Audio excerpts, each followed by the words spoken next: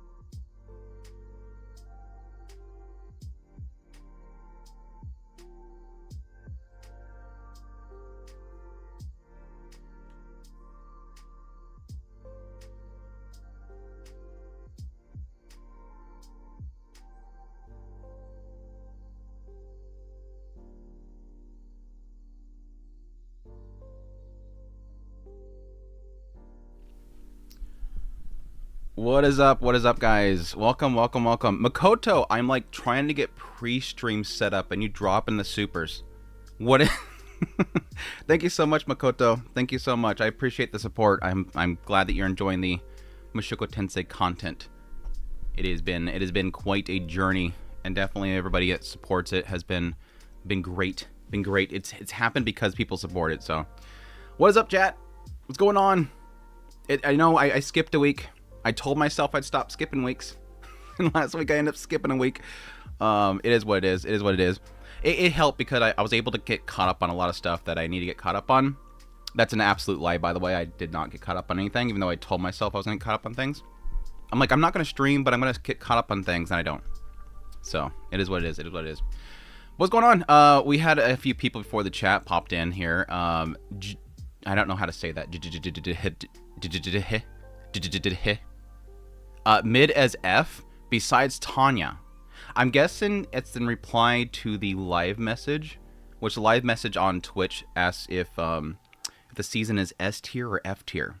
So the response is that it's mid. So anybody that likes the summer season right now, says it's mid. The gavel has been set. It has been locked down.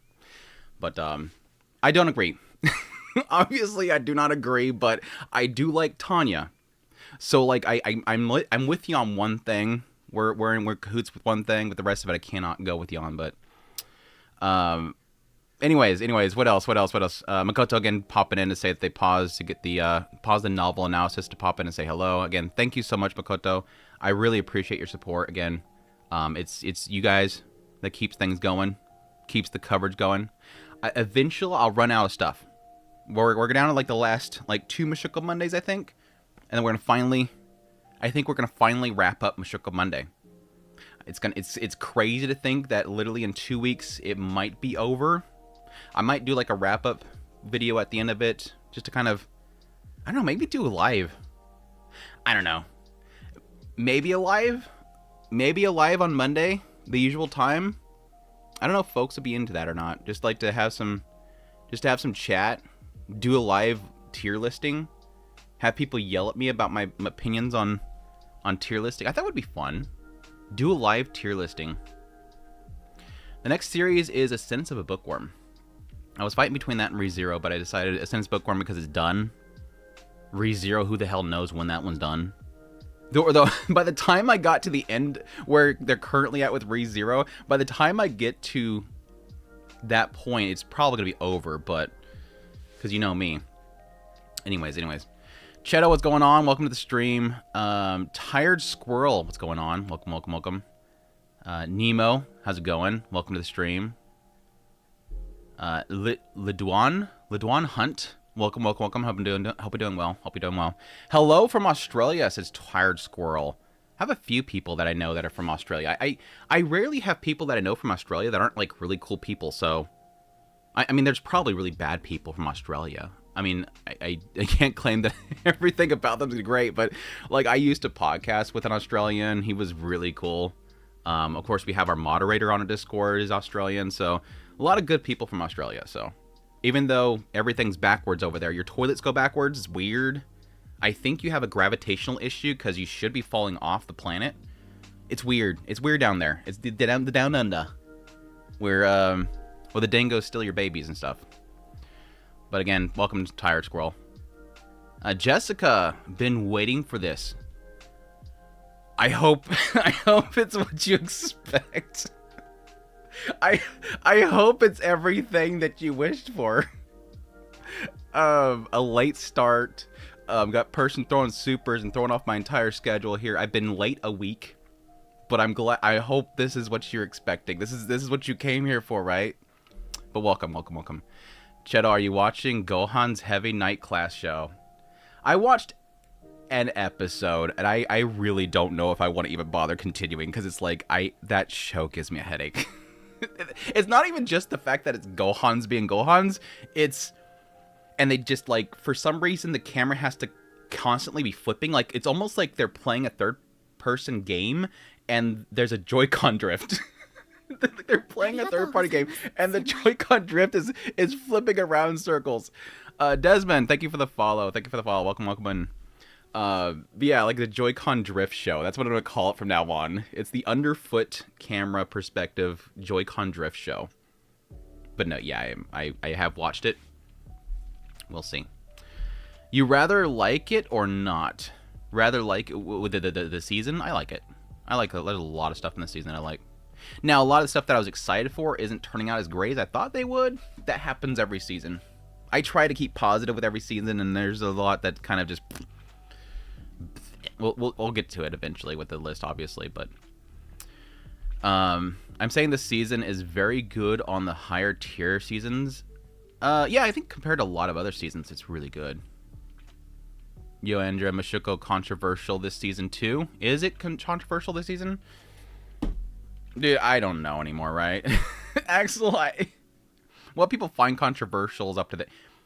I mean, Kotaku this last week decided to make a stupid post, and it's like, at this point, it's just engagement farming, right? I think we can all agree at this point, it's just engagement farming. I don't engage with it anymore. Like, I made a whole, like, series of critiquing a critique of Mushoku Tensei, but I don't care anymore. Like, I think of a lot of people in the live stream that's been here before, they get me. I just don't care anymore.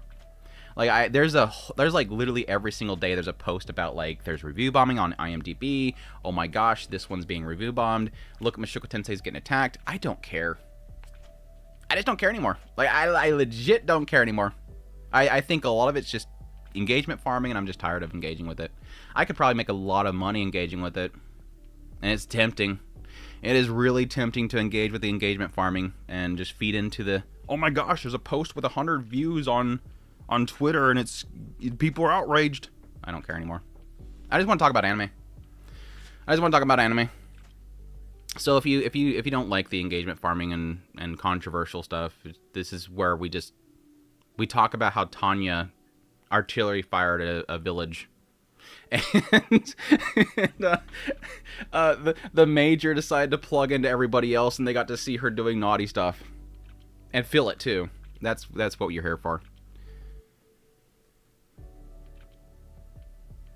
What's the next season? Yeah, I said it's a bookworm. Same opinion here. This season of Bang Dream is terrible. I really like my Go.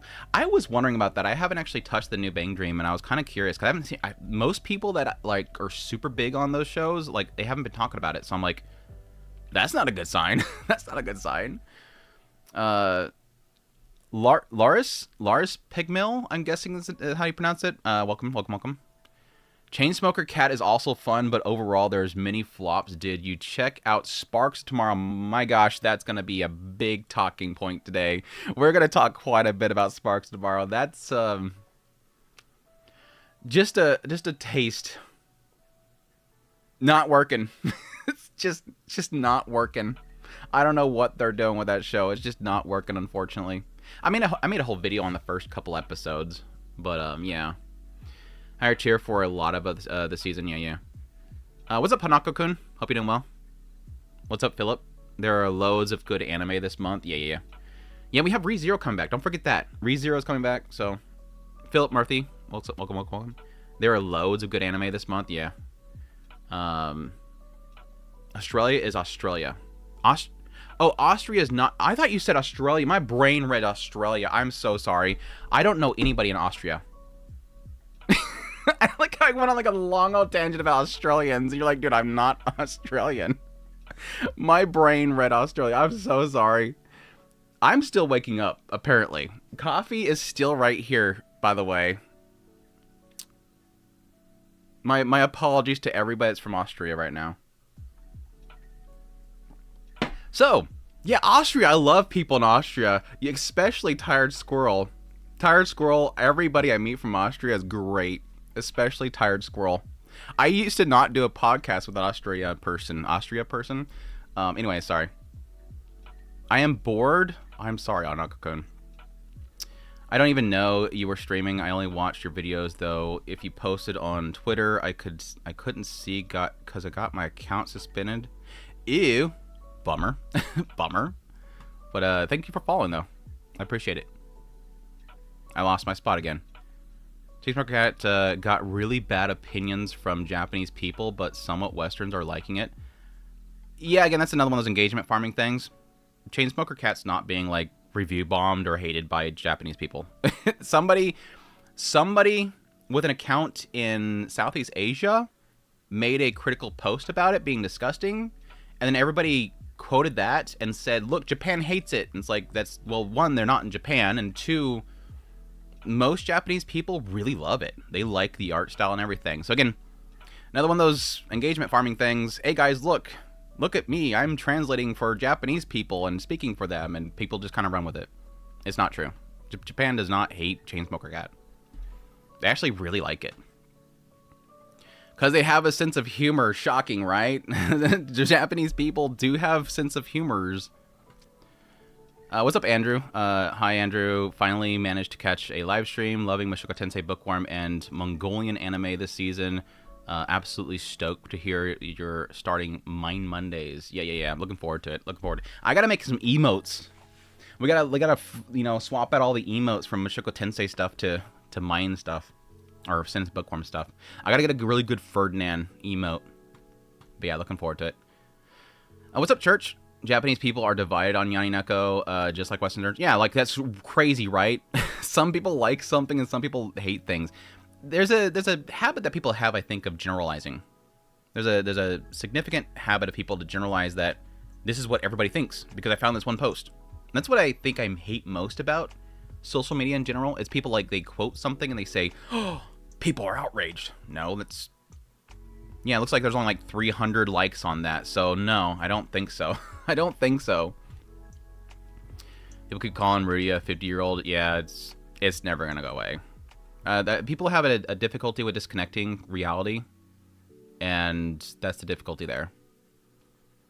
I mean, he was really bad. He can't claim that he's not completely innocent, right? That's the point. That's the whole beauty of Refusion's work, is that all the characters in the series are nasty in some way.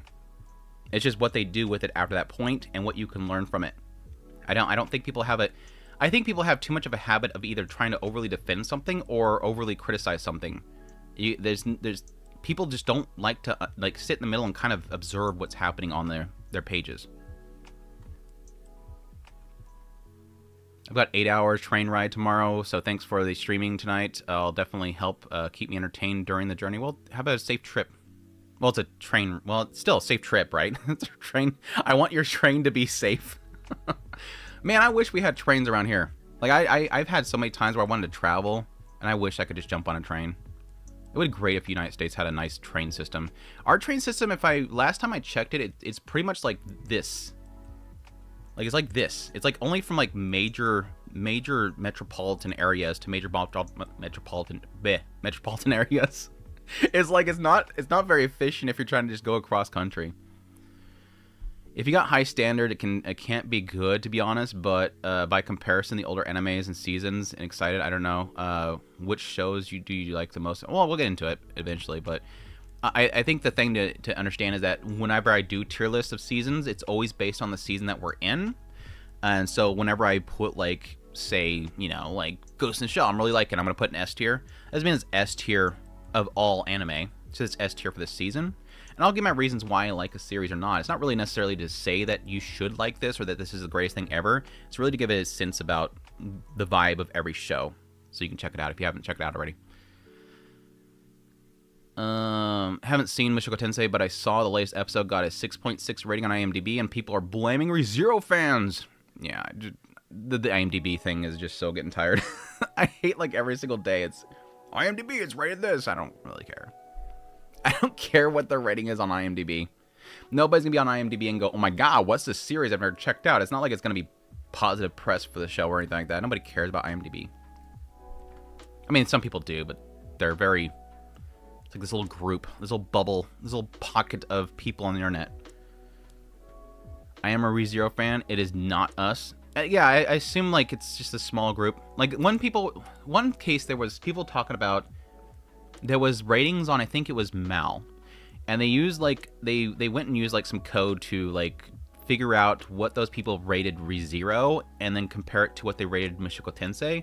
And they figured out how many people rated Mushoku Tensei a 1, while rated ReZero a 10. And so they grouped those people up as being fans that were review bombing it.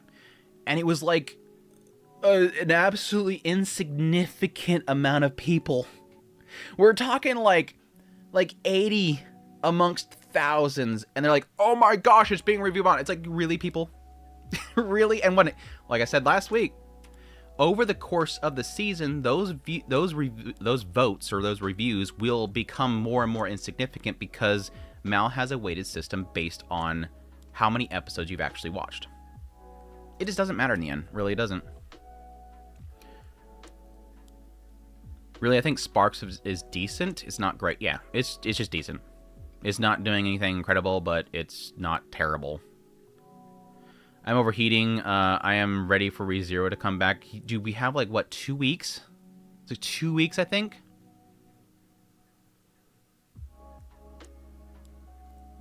Just started. Yeah, we started probably 22 minutes ago. I'm still trying to get caught up on chat, and then we'll start the tier list. The 100 Girlfriends is S tier. S tier. Welcome, Johnny. There are so many web novels getting adapted now. Yeah.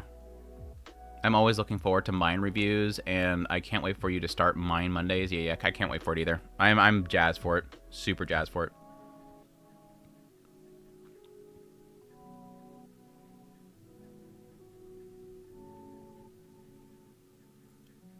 One guy in Korea, Twitter hates Chainsmoker Cat Media. The Japanese hate it, right? That's legit what I thought, Hanaka-kun. When I read that, I'm like, why is this person like the spokesperson for Japan? Their account legit says Southeast Asia. Why is this a spokesperson for Japan? And all they said is gross. All they said is it's gross. And it's gross. Can we not agree? Everybody watching this, can we not all agree that Chainsmoker Cat is gross? It's intentionally gross. Chick has explosive diarrhea in the first 5 minutes, and they show it. Like, they literally show it. I mean, they the mosaic it, but they literally show it. That's gross. There's a train that goes through a small town, your small town. Thanks for skip content, Mushoku Tensei videos every episode. Last week was rough. That was way too much to cover. I have to admit, that was a lot. But I'm glad you enjoy them.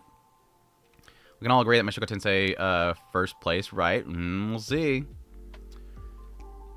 Yes, Gets is an S tier and deserves it.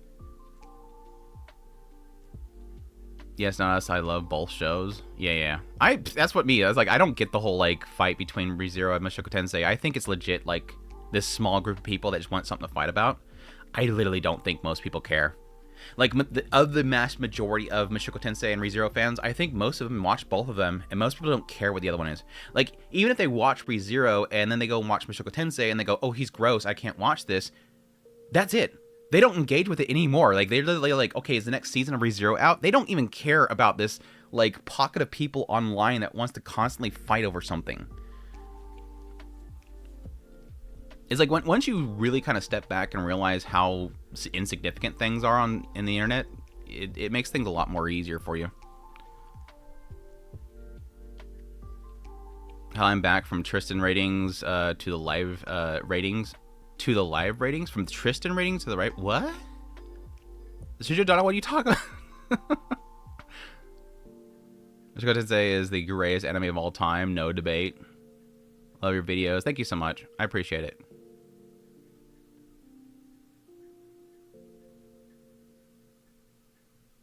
I'm not sure I want a sequel to Cat Planet Cuties, but I do want to read the light novel. I want more Cat Planet Cuties always.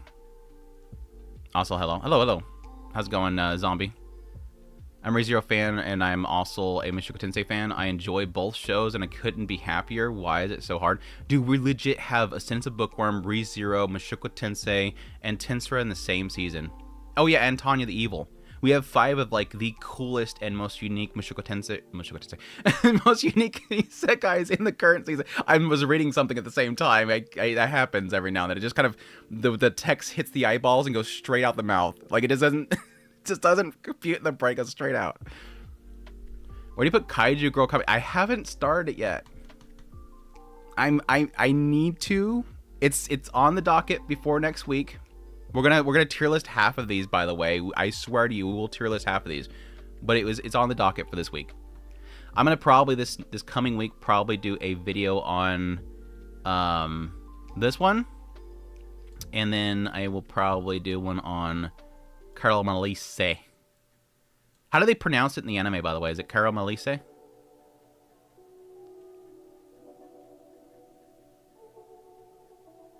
A mixture of reasons. 2 weeks, I thought it was coming next week. Is it? I thought it was like... No, I think it's in August, isn't it? I think it's August, like the beginning of August. So that should be the 5th, right? Question mark? Now you got me wondering. You got me wondering. If they even have it in this list or not.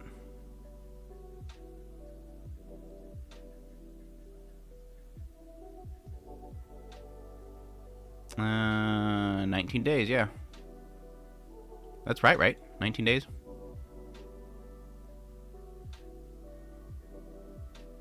No? It's like the 12th? Wait.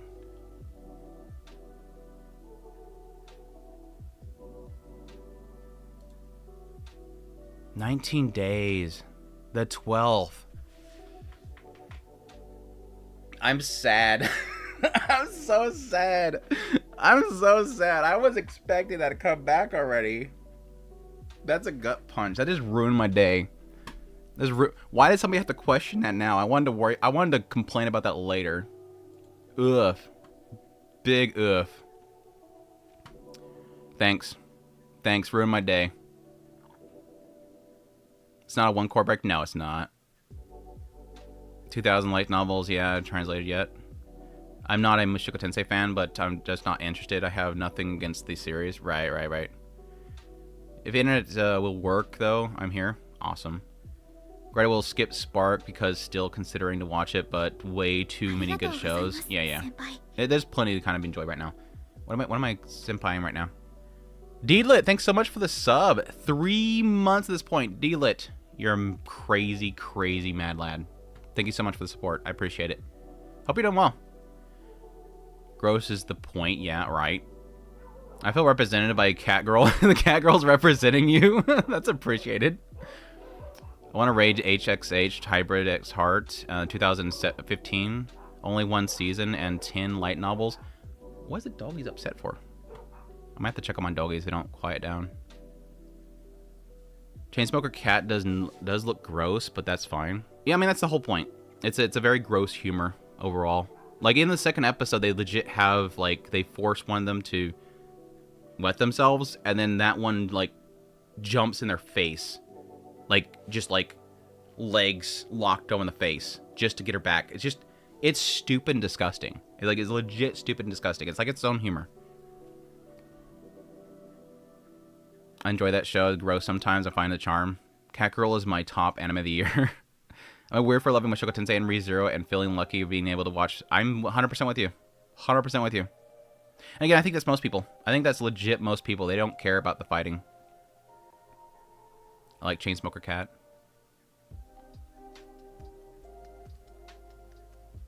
I lost my spot again. What's up, Dragon Gamer? Hope you're doing well. How is Rudy even gross? He's constantly in his mind perverted. I think that's what people find out gross about him, especially with younger characters.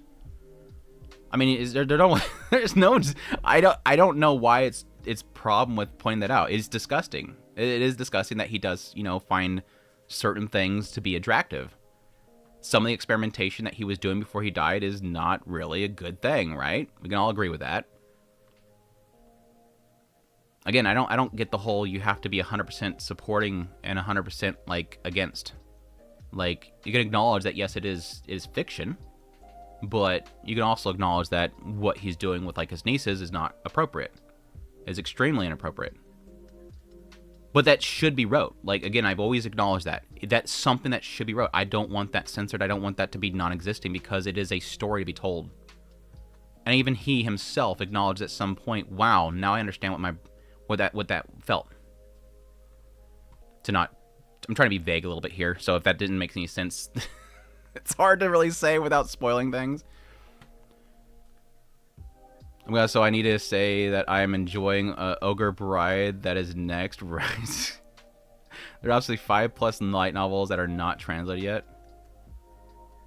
Oh, you're talking about ReZero, I'm guessing? They're particularly interesting art styles and reappearing from the mid-2000 and 2015 with the season like the Jaguar and Goodbye Lotta or Red River. And the concept of these animes is akin to 2008 theme. At least that's how it looks like when I zoom out and check out the catalog of animes. Yeah, I do love this kind of sort of return of a different art styles. Yeah, Goodbye Lotta, definitely like a more 90s style. And of course with Ghost in the Shell, like a manga style that's like more in the 80s and 90s. It's really cool. I love it. I eat that stuff up. It's a nostalgia trip for me. Having both my favorite series being adapted at the same time is much of a blessing. Bookworm, Mushoku, yeah. I do have ReZero over Mushoku, but it's literally like 0.2 difference in my ratings. Yeah, I think the two of them, Pac-Man, I think of the two of them, they're both. I think that's what I said before. My 3 pillars of Isekai is Mushoku Tensei, A Sense of Bookworm, and ReZero. And I think each 3 of them, they do different things. And I love them for their completely different reasons. Mushoku Tensei, I love how it's about dirty characters, sort of, overcoming things, overcoming trials. Not necessarily redeeming themselves, but necessarily kind of looking at the inner psychological elements of them and how they can grow as individuals. ReZero is much more in like the world building and the mechanics in that one. A Sense of Bookworm is more like a personal struggle of hers, constantly being, divided from the ones that she loves on a regular basis. It's very much like a fish out of water situation. Fish out of water into the fish bowl, into the frying pan, out of the water again, all over the place. Grass Reflections video just went up. Nice. I don't understand how these people, and I don't think I want to care. The day is decent, other than recovering from cold. Ugh. And these unique isekais, yes. Are you sure you're going to read the book? Which one? Tristan has a pretty solid tier list. Nice. I want to read The Harem Life in Another World. Sadly, it's translated as French. If I'm fluent in French, I would buy it translated into English. Nice. This might be Tensura's best season for me so far. We'll see. We'll see. Clevitas is number 1. The lore. I love Clevitas for sure. Tristan has a pretty solid tier list. Arcada, Tristan, Relaxer Effects, and however you want to say him as. Haven't even mentioned Clevitas is back yet. Such a good season. Yeah.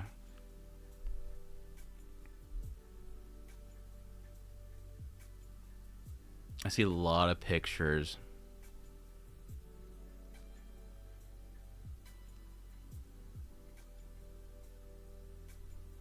I lost my spot again. I really need to get a new chat thing. This chat system thing sucks. What I meant is from your video reviews to live reviews of yours, how you misinterpreted for Tristan. Is that to somebody else? I meant was from video reviews to live reviews of yours, how you misinterpreted for Tristan. I don't know. I don't even get that. Just started watching stream. Assuming this list is best, top, worst, bot. No, this is just them down here. The tier list is up here. How you doing, Tori? How's it going? There's so much anime this season. I've been watching 5 anime religiously this season. It's hard to keep up. There's a lot of stuff that I'm really excited for. I will admit there's like a lot of stuff for this season. I probably will watch like a couple episodes and maybe just drop. I don't think I'm gonna go too crazy on this season just because like Sundays is so like it's a lot. Doing the skip content videos is a lot.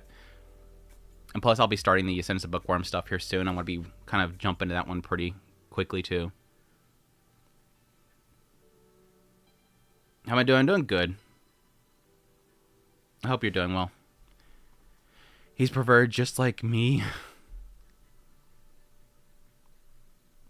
Chainsmoker Cat really reminds me of Fully Cooley, Excel Solid, and Panty and Stocking, those old anime that push controversial topics in King of Cult Classic. Can honestly see it end up being the same way. I can see that as well. I can agree with you there. I once accidentally drank dirty bong water. Yeah. The worst I had was I took a swig of a Pepsi can and didn't realize it was a spit can.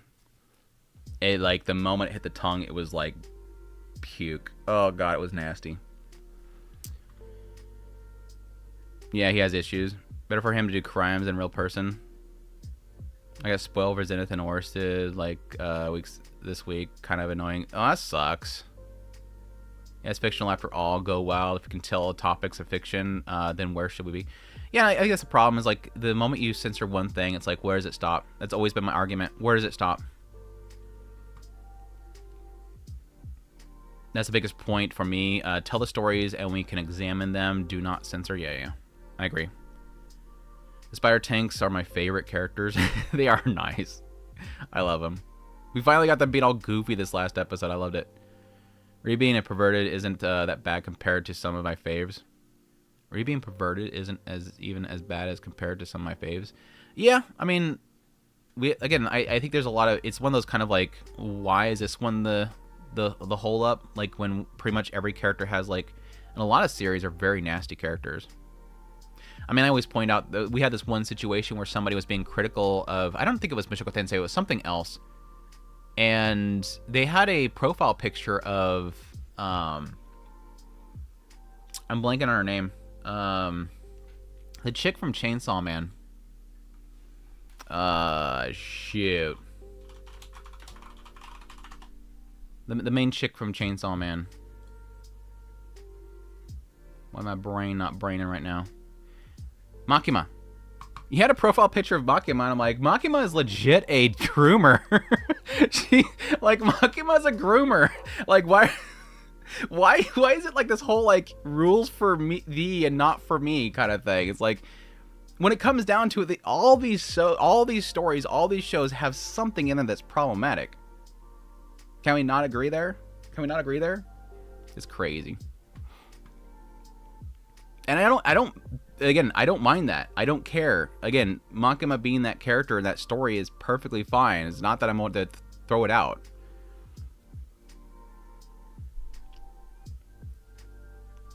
No slime, it's down here. It says no-name Japanese man. Riz was a no-name Japanese man, was aimed at redeeming himself, but if he became perfect, the message would have been ruined. I think so too. ReZero Season 1 is a masterpiece, pure masterpiece.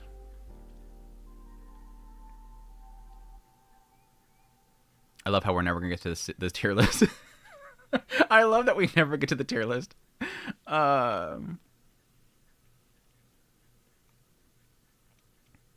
I lost my spot again. I hate this chat system. I need to contact these devs and say, dude, can you guys not have this, like, completely lose my spot when I scroll back down? Can't wait for Edis to return to anime. I can only imagine a reaction to trying harder than... Okay, I'm trying not to read that out loud because it's technically spoilers. No, by the way, no spoilers for Mushoku Tensei in the chat. No, I mean that goes for all series. If it's not, this stream right here is anime only. So anything outside animes, please don't put into chats. How's the latest season? We're gonna get to the latest season of Bookworm. We're gonna talk about that. Why are there no good shows on Wednesday? Wednesday is gonna be ReZero when it comes back. We also have on Wednesday Tanya, if you're a fan of Tanya the Evil. How would you put Tensura top 10 in the top 10? It's not really. Tensura for me is not like big. I'm not like massive Tensura fan. I do enjoy it, but I'm not a massive fan. I would get Overlord as one of the world buildings. I did like Overlord early on, but it's kind of fallen off for me, unfortunately. Slime Season 1 has been the greatest. Seriously, a top 10 all-time series. Sue me? I don't want to sue you. It's too much money. I'll let it slide this time. It'd be weird to binge Clevitas and hit Season 2. It'd be weird. If you're asking should you, I would say yes, because Clevitas is really good. Love your content so much. Thank you for all of your hard work. Thank you so much, Wellington House. I hope you're doing well. Thank you so much for your support. It's because of nice, positive comments like that. It fuels me. I hate to get mushy, but that fuels me. I appreciate it a lot. It counterbalances all the nasty ones. I haven't been watching any news shows. People that hate me because I don't like their favorite anime. What? Tensura is not your #1 anime of all time? Your garbage thoughts. I hate you. Because it just hits different. The darkness, it's awesome. I do. Yeah. It's got a nice dark fantasy feel to it. Which, unfortunately, a lot of fantasy don't do anymore. Haven't started 100 Girlfriends Season 3 yet. If. Let's go watch director of Clevitas talked about Garnt's video. Oh, reverse it. Clevitas talked about Garnt's video. I'm currently juggling between 8 to 10 shows. Nice. Love Bondrewd so much, Mr. Taku. You love Bondrewd? You sick? You sick? There's a good point right there, right? I'm sorry, Rudius compared to Bondrewd. Bondrewd's nasty, dude.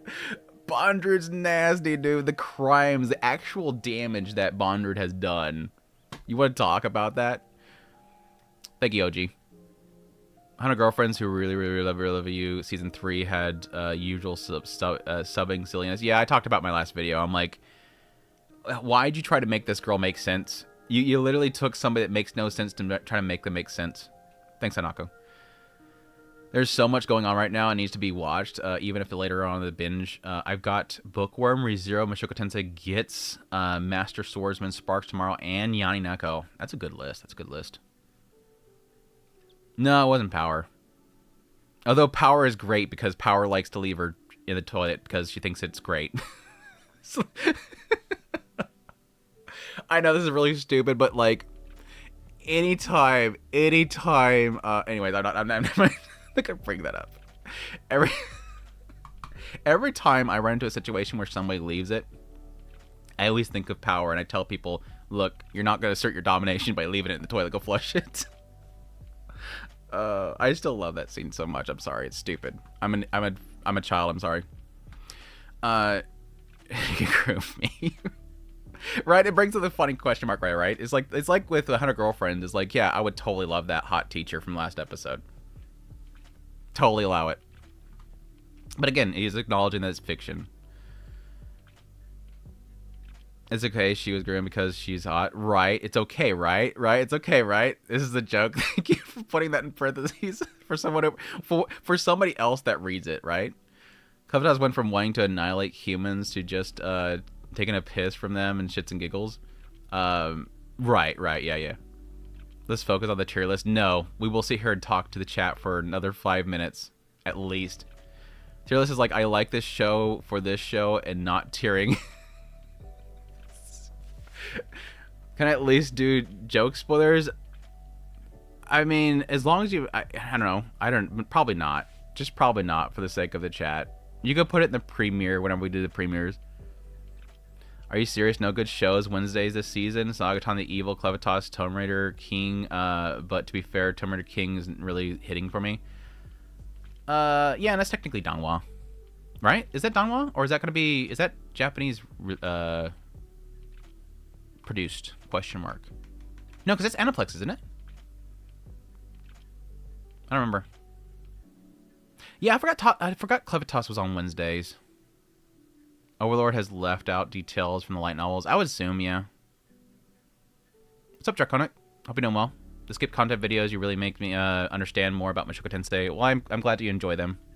Hope you're doing well, Complex. I think he meant there's so many good shows on Wednesday and misspelling. And it was a misspelling. Oh. These days I'm investing in Smoking Behind the Supermarket, World is Dancing, Iron Woke John, and Akane Banache. Akane Banache? Oh, they're doing the dub now, huh? No, that was because... Yeah, Netflix is late releasing it. Okay. I'm like, I've already finished it. I'm like, oh yeah, that's right. It's still releasing on Netflix, right? And the Southpaw and scene from Awajima, there's something to present to the said anime that makes me follow them, even though the actual theme doesn't interest me personally. I think there's a lot of really cool titles in there that kind of point out the fact that anime is more than just like shonen, which has been pretty much a big debate this last week because of a Japanese poster that was calling out trash taste. I think that sort of pretty much points out something that I pointed out before too, that all anime isn't school. Like, look at this list over on the right side here. How many of these shows are actually in school setting? Like, what? 1?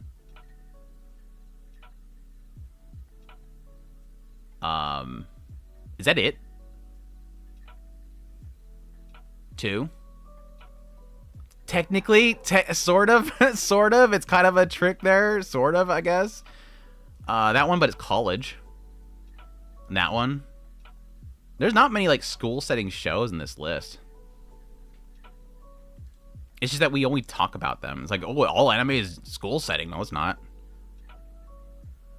Are we even any Ponsui anime this season? Well, I mean, there's this one that's, like, ecchi, if you're talking about ecchi. And then Yain Neko shows a lot. Oh, yeah, we have this Polar Opposites come back, too. A sick bastard, and I love Nanashi, but I gladly go down into the abyss with Bondrude. Oh my god, dude. Oh, Garnt had the interview with the Clevitas showrunner. I get you. His power move, marker territory, right. Smoking Behind the Supermarket, you get really nice light romance anime. It felt deeper and more relatable than I expected. Thank you for great content. I appreciate the support. Yeah, I'll be probably doing a video on Supermarket this week. I've been way late on actually watching it. I'm actually enjoying it, thankfully. The hype was warranted. So is Power your wife? And she never flushes. I hate it. Power left it there to the point until it's stuck.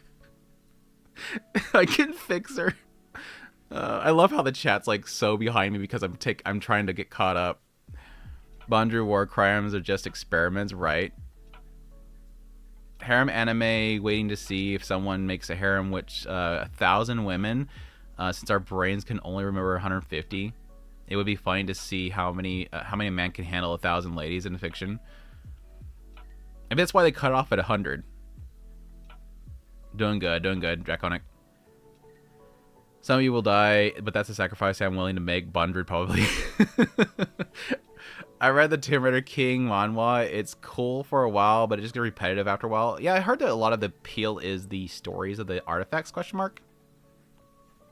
Aside from those videos, which shows characters and their interactions, harem kill count, and so on.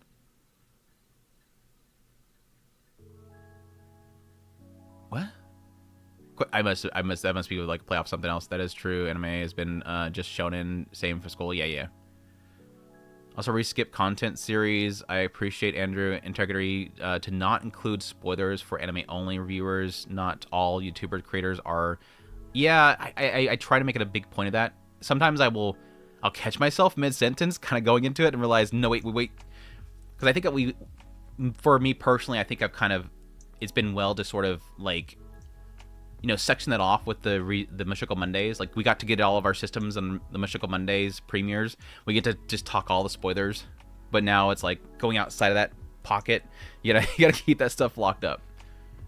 Yeah, even for like my skip content videos, it's like I have to be very careful about what to cover now and how to talk about it. I talked about this last week. The biggest difficulty with the skip content videos is wanting to point out things that seem insignificant that has been skipped, that you have to acknowledge that pointing it out is sort of spoilery. So you have to be very careful about how you bring it up. So like, never mind. I was gonna say how I bring it up in order to soften it, but that would, anyways. I'm just gonna shut up. I'm very careful about this stuff, as you can see. This true. Anime more just shown in school. Rich School Caretaker is in a school. Yes, that's true. This romance for me is Kaiju Girl alongside Smoking Behind the Supermarket. I really love how direction of the cinematography and presentation of from Liden Films. Yeah, I agree. You would think something like Supermarket 1 would be like very low budget, but they actually do a really good job with it. How long would a loser focus story last? How long would a loser focus story last? Like overall loser? Not very long, as we see with Soul Leveling. I'm joking. Uzaki-chan is a college setting. Yeah. Liking polar opposites, yeah. Clevitas, the Easy School Skull? Yeah, Iggy School Skull? Iggy School Show. My brain couldn't read it. Not many college university anime. Yeah, there's like 2 this season, isn't there? There's like 2 this season. The Blind Girl one and technically, Mushoku Tensei is in a university as well. Technically.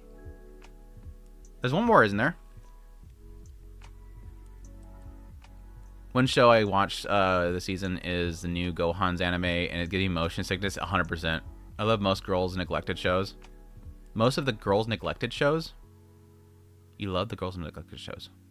Soki-chan wants to hang out. Golden Time, Rent a Girlfriend, also comedy shows like Iron Blue. Yeah. What's the secret behind you always wearing a blue hoodie? Is it some sort of work outfit you get in your mood or something? Yeah, I kind of switched it. Like, I used to have a Hawaiian shirt, but it's something I put on and then I record. I just feel comfortable in it. Finally got to watch Gohan's anime, Heavy Night 1. Dear God, her animation defies kind of physics. Dude, I think they have literally entire warehouses full of people to animate their hairs. Or either that or they have like some really cool AI algorithm that figures it out for them. Is she behind on chat? Slowpoke, 100%.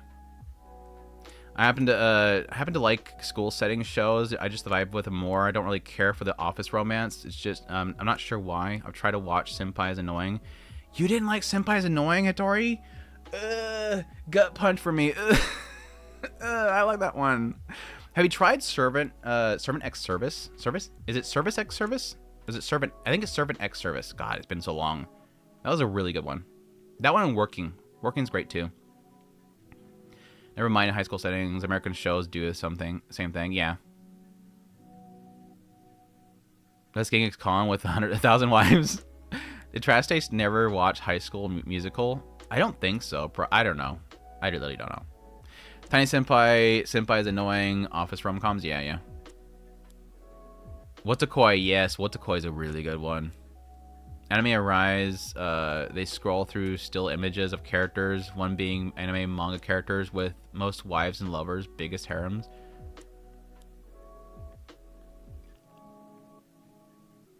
Do you read YouTube chat? Yes. It's mostly YouTube chat. We have some people on Twitch, but mostly on YouTube. It's like a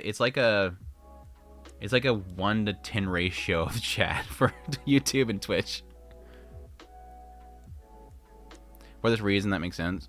Hell Mode Anime is getting really ready to outdo University. Crystal Watch is very nice. Yeah, Blind Girl, Invisible Man. Yeah. College anime on Anime Planet in 2 pages. What? I always wear the blue hoodie. Yes, every single video. I have a gray one. I have 2 gray ones, but I don't like how they look with the lighting. I need to find some other colors that I like. It's just that's the other thing. It's like trying to find a color that looks good on cam. Because some of the colors make things brighter. I don't know if this is something that a lot of people don't know about cameras. Is like a lot of your coloring around you can change like the warmth and whatnot and the coolness of your actual skin tone. Blind Girl anime is cool, but at the same time, the male lead is been slow and led and annoying. The Blind Girl is so good written, and he is stupid as toad. That's what I'll get the impression of with the first episode. Workplace anime is so much. Damn it, lost it again. Workplace anime is has so much opportunities for anime, manga, light novels. Yeah, I think the biggest problem is what gets adapted, because there's a lot of like workplace manga and whatnot. It's just they don't get adapted. Just finished watching your J-list video just to find out they don't do 18 plus stuff anymore. Is it still? I forget if I ever went back to check it out. My wife has no emotion, was cute and funny, no school. Yeah. Even for the anime adaptation. Darn it, workplace locations. Yeah, it doesn't like it's done by AI. No, I'm just joking with that. I wouldn't doubt that they utilize AI. I can see Gohan's being definitely a studio that would do that if they can find a use for it. I mean, again, that's all studios. He just doesn't like me, but Twitch is fine. Weird. I mean, I've watched too many of those scrolling YouTube shorts. Now I'm getting all the time.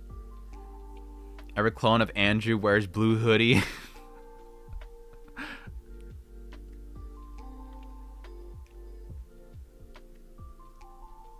Green hoodie? You think green hoodie would be fine? What's up, Burrito? I do wonder with all the next innovation in terms of industry movement within the anime acquisition in 2027 and 2026. AI. Not saying that didn't like it. I just didn't vibe with it at the moment. My friends keep telling me how good it is, so I'm probably checking it out again at some point. Okay. So I'm not just an emo kid. No. I had a phase, but no. I wasn't a very long phase either. Has the Hawaiian shirt... Should we do it? Should we bring it back for a moment? I can't wear it for long though. Where's he even at? I think it's this one. And yes, it's blue. Ow. Oh my gosh.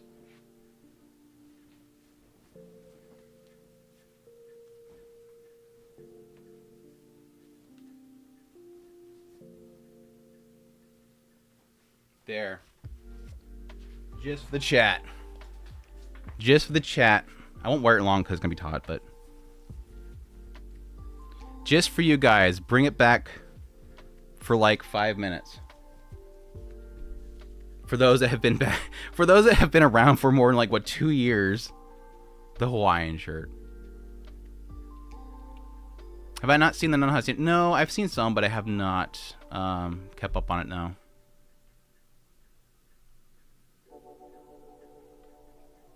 Her prime members of Japan put her foot down against foreigners trying to change anime and manga, things like censorship. No, they didn't. No, they didn't. They have no authority. Japan's prime minister has no authority over other regions and what their laws are and what they do allow and don't allow and what can censor. Okay, that's a lot to unpack. Let me start it from the beginning. Yes, the Japan Prime Minister has no control over other countries. They have no control over the laws, what gets censored, what doesn't get censored. 2, other countries aren't censoring anime for the most part. There is some regions that will have like altered versions, which in a lot of cases are done by the studio beforehand before shipping it out. But I think the only real case anymore right now of actual like in-region censorship is probably China. Other than that, it's typically the studio themselves will make a censored version they ship out. Australia does? Okay. But yeah, like America, I've not seen a case of it in years. But yeah, Japan has no authority over other countries. What they were saying is that they don't want the studios and the producers to change what they're doing because they know it's working. And so they're basically telling them, any criticism, we won't listen to them. Keep doing what you're doing. They have, again, no authority over other countries. And there's also like with the METI proposals, a lot of that stuff that has been reported wrong has not been a case of them saying that they are going to put money towards stopping censorship overseas. It was them saying that they are not going to censor stuff in domestically. That they're going to fund Japanese anime production while saying the government of Japan will not interfere or censor stuff or change things. So that's the package. Anyways, that's my TED Talk. New to this channel, welcome, Hanako. I'm glad to have you here. Hope you're doing well. I already asked you that, but yeah. That'd be a heck of a hiccup joke. Switch to the classic dark blue hoodie. Just changed like a really bright color out of nowhere. I'm surprised this YouTuber even has a face. What? Other countries are sad when it comes to wanting to censor, or other continents. No game, no life is illegal. Oh no, I'm not talking about that. Yes, some anime, depending on the content, is not allowed in certain regions. What I meant by censorship was like them actually editing the content of the video. What happened to Texas censorship? It's mostly was kind of coming down to, like I mentioned in one of my videos, an element of, oh my gosh, I'm blank on the name right now. A chilling effect. The government's probably not going to come after people. The police aren't going to come after people, but it's going to be a chilling effect. Andrew is a great big flesh tuber model. I gotta do like all the bobbing and everything. We're caught up, chat. We're caught up for now. We'll do some tier listing. We're only an hour in, and we're finally gonna start the tier list. So first things first, I already put Ghost in the Shell's up here, but for those that don't know what Ghost in the Shell is, I really love this new adaptation. Mainly because with the 1995 version of Ghost in the Shell was loosely based off the manga, which you could see in this anime. You'll see moments where they reference certain things or have certain scenes that look similar to the movie, but the movie was loosely, an adaptation. This new adaptation has been incredible because it's like almost panel for panel the original one. Yes, there's alterations for the sake of TV broadcast, which sucks because the old movie was like a movie, so they can do whatever they want. Unfortunately, the new TV animation is like going to be, having the nipless thing going on, and yes, like certain scenes, like the whole boat scene in episode 2 was pretty censored. But for the most part, it's been a pretty faithful adaptation. Like a lot of the humor from the old manga is there, which I really do love. So it's been a joy. And again, it's a lot to do with the nostalgia feel of it. It's got that old styling that I absolutely love. So I've been eating it up. Most YouTube I watch just use their voice for videos. Yeah, I kind of wanted to go to having a VTuber model just to kind of not have to be on the camera all the time, but never got around to it. Maybe eventually. I'm drunker than ever drunk. I am more worried about censorship in light novels, visual novels, generally textured censorship, and literature one. Yeah, I think there's a lot of... it's easier to hide, too, I think, with censorship in novels and whatnot. Even some of the stuff that they censor with Mushoku Tensei is insane. Which, There's efforts to get them uncensored, which I'm excited about. Who didn't miss the part then? Tier list just for the quality of the current anime season, I presume? Yes, this tier list is based on the current season. It's not like overall all anime. Because I think most of this stuff is probably not going to even be getting past maybe B for overall anime. Seen all the original Ghost in the Shell. There's a lot of Ghost in the Shell. There's a lot of them. Standalone Complex and everything. And I think I pretty much enjoy every single one of them.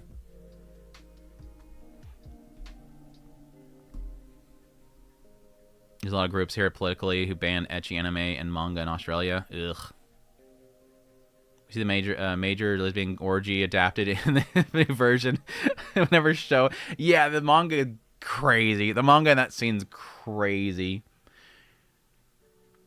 Majority of the major has expressions. Right. Has a personality they're like going with that.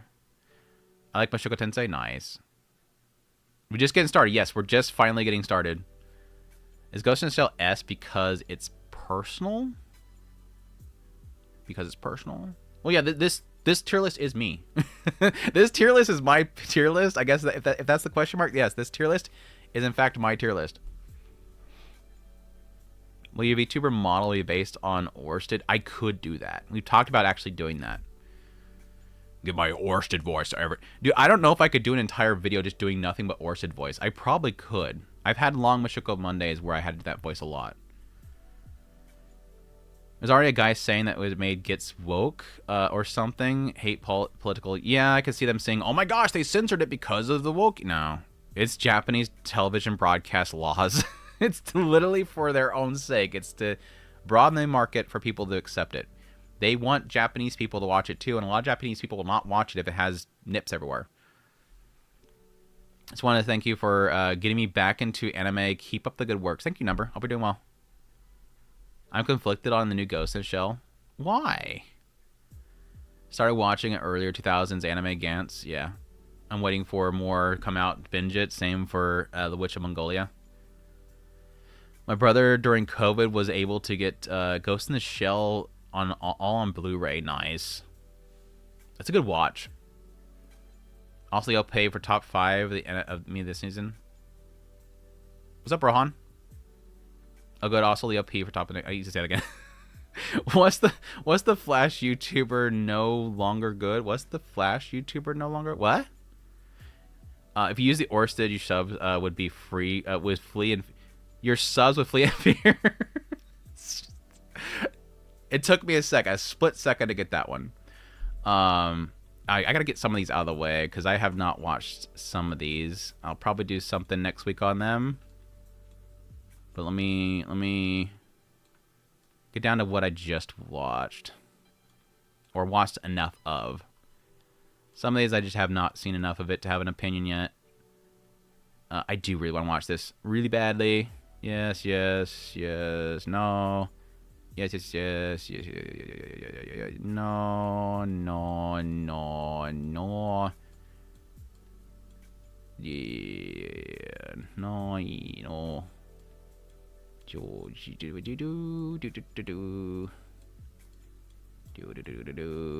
I don't know, no opinion yet. No opinion yet. No opinion yet. Is yeah, that just came out, huh? I was like, wait, was that this season? Yeah, okay, yeah. Okay, there we go. Now we're set for this tier list.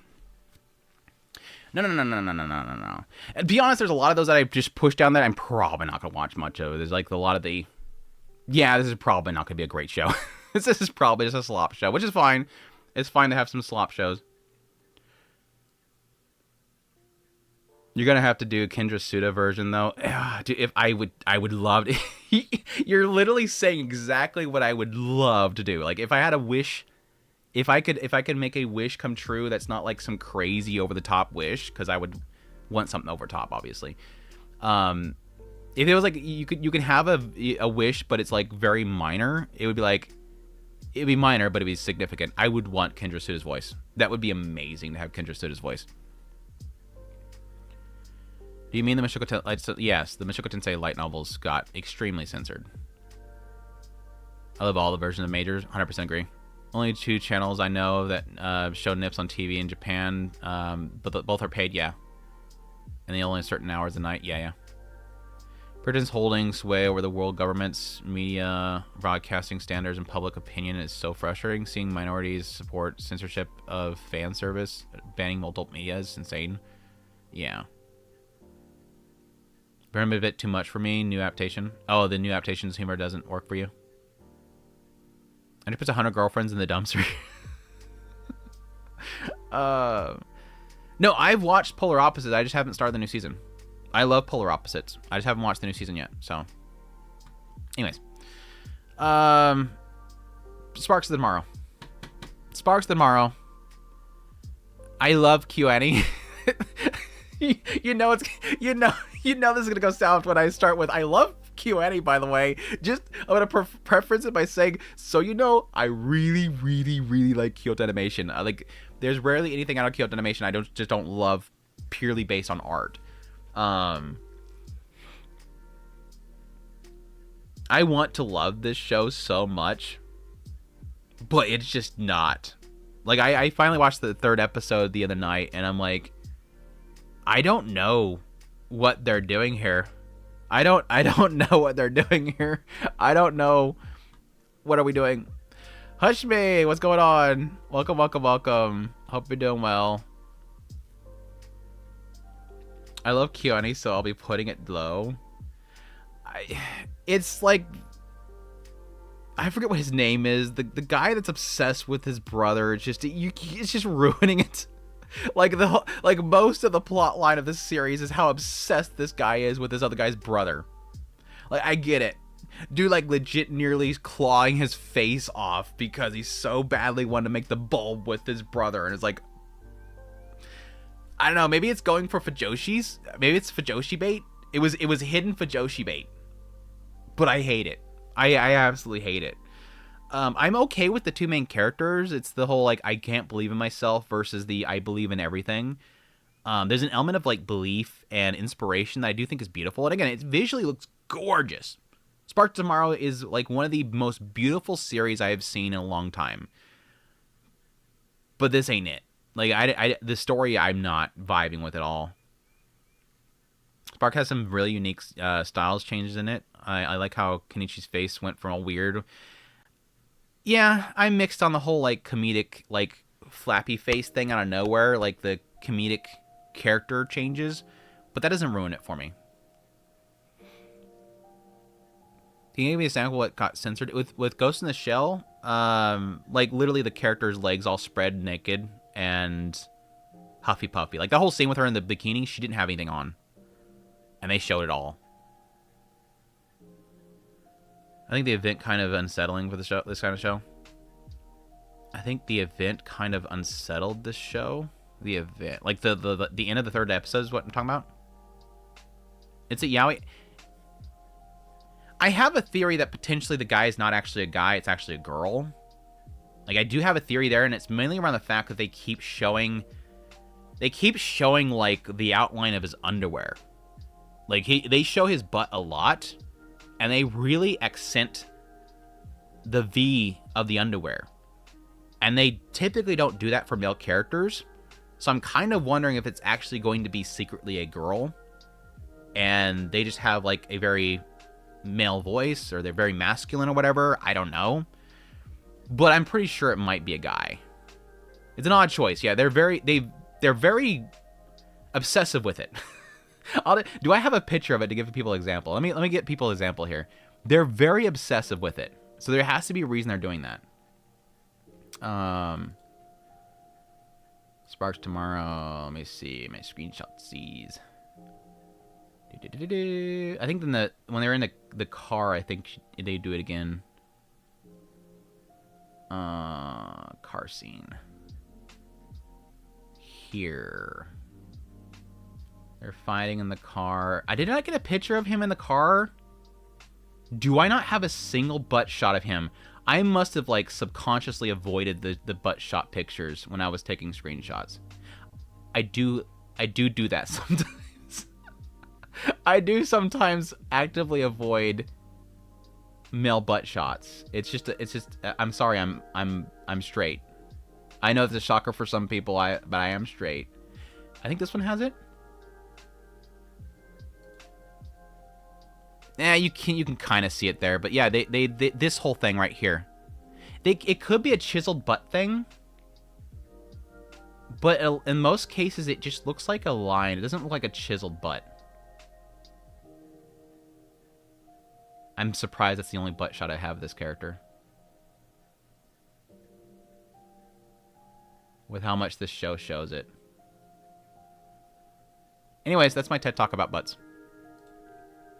Moving on. I mean, he could be trans. I don't know. They haven't got anything about that yet. I'm sure people make some theories on that. Keone's doing Rude Dragon. Yes, yes, I am extremely excited for Rude Dragon. Oh my god. He's trying silk boxers. It might be going for a chiseled butt thing. He is very in love with his own look, so I can see that as well. Why does a white-haired guy look like cringe Makishima from Psycho-Pass? What, the guy obsessed with Roxy is straight? Right? The one that has a bunch of female figurines behind him. I have 2 male figures. I have 2 male figures. That guy. Yeah, wow. Granted, there's not many male figures in general, so that's... I mean, if I could have a Rudius one, I would totally have a Rudius figurine.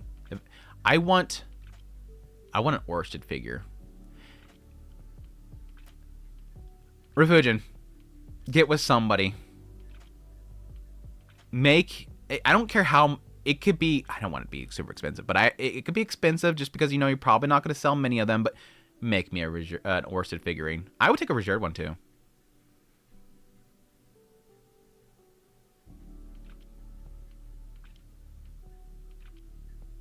Wouldn't lack of ass make him more of a man?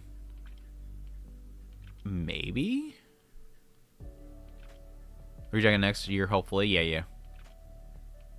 Yeah, probably not gonna happen. They just do a bunch of Roxys, which I'm fine with. But they just the Roxys sell. That's why there's a million Roxy figurines. They sell. It's just like Rem over in ReZero world. It's like they keep making Rem ones. Why? Because they sell. Anyways, moving on. Sparks Tomorrow. Where do I want to put it? It's like a C. It's like a C. It's beautiful. It's extremely beautiful. That's about it. That's about it. That isn't Sylphie this year. A couple of them. We'll get a couple in there. Saga of Tiny Evil, I've been really liking this season. I wasn't like super big on the first season, but like I rewatched it and I still really like it. I think where Tiny the Evil really works is both like the disconnection and unique nature of the main character and how they view the world and try to sort of survive. I think where it sort of gets weak is around antagonists. I think Saga Tiny Evil has a significant problem with antagonists. But when it's not focusing on the antagonists, it's really good. It's really, really good. I love it. I am late, but... You're late, but... All I want Felix figures. Dude, Felix... Read the rest of it. Wild. Wild chat. What? I love how, like, halfway reading... I have a habit of sort of, like, my brain reads ahead while I'm reading. And so... and I do that mainly around spoilers. My brain automatically reads ahead to figure things out before I read. And I'm, like, halfway through that sentence, and I've seen the last part of it. I'm like, never mind, stopping reading. All I want is a Felix figure that I could undress. This is wild. Absolutely wild. Sergio Donna, thank you so much for the 10. I appreciate it. Thank you. I am late, but Hawaiian shirt depression cured. Oh, I'm glad that this stupid, dumb shirt can bring you happiness. Feel the rays and the smell of dust. It's been in my closet so long, it kind of smells like dust a little bit. It kind of smells a little like dust. Oh my gosh. Where was I at earlier? Orsted figure of him naked drawing a sword. I know what you're talking about, but I'm still stuck on the whole Felix comment, so I thought immediately to some crazy Fujoshi stuff. The Tanya movie finale fight was insane, yeah. Never watched Tanya, not my thing. Male butts are D-lit. Sorry, male butts are cigarette butts. I have a Rem doll. She has... What is my chat right now? What is chat doing right now? You all collectively got together to try to throw me off. It's not gonna work. Reserved figures would need to come with a booklet. Thank you for having a sane take there, Ian. He is my husband. All power to you. I love Felix too. If you like Felix figures so much, you must be Chainsmoker Cat fan. What? What does Felix have anything to do with Chainsmoker Cat? Just the cat girl thing? You having moths in there now? No, not that bad. Not that bad. I don't think there's any holes. No, I don't think there's any holes. I want an Aqua doll to find out if she really I am a woman, so I accept. Here's my missing trick where they could have they're missing a trick where they could have one of Orsted and everyone else in the scared position, so you need to collect them all to have the scene with them being scared of him.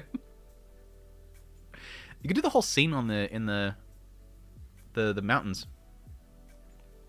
The warm mountains. I own a Rem doll too. She is my wife.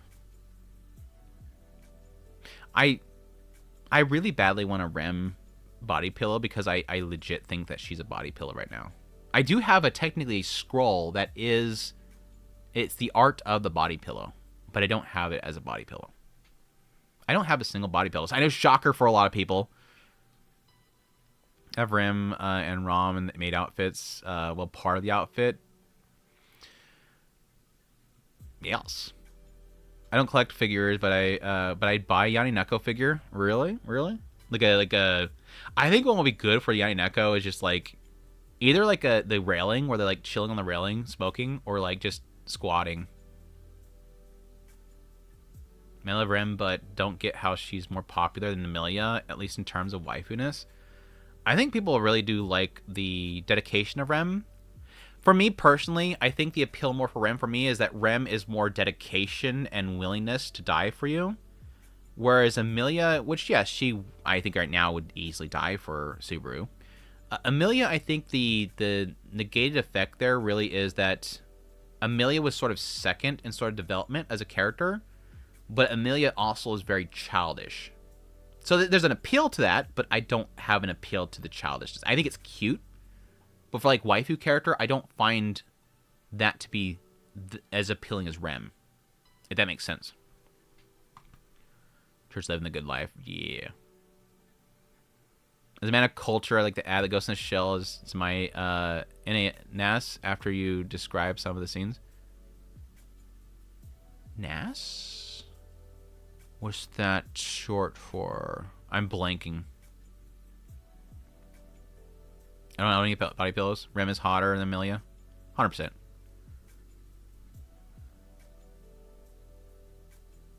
Doesn't have a single body pillow. It needs to have more than one. Doesn't work like that. Doesn't work like that.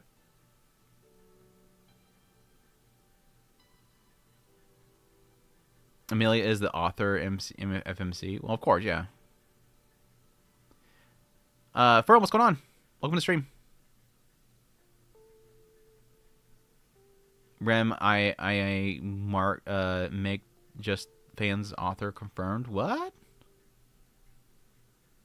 Interesting. Does Rem get no clapback for murdering Subaru? I mean, there is sort of an element of acknowledging there's a reason for that, right?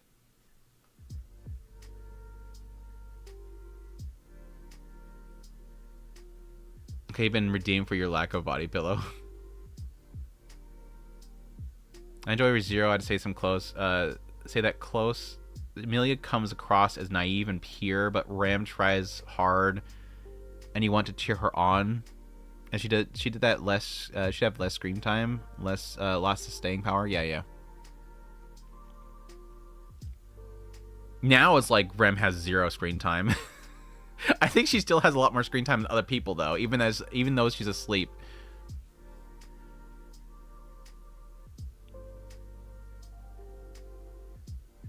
Oh, okay.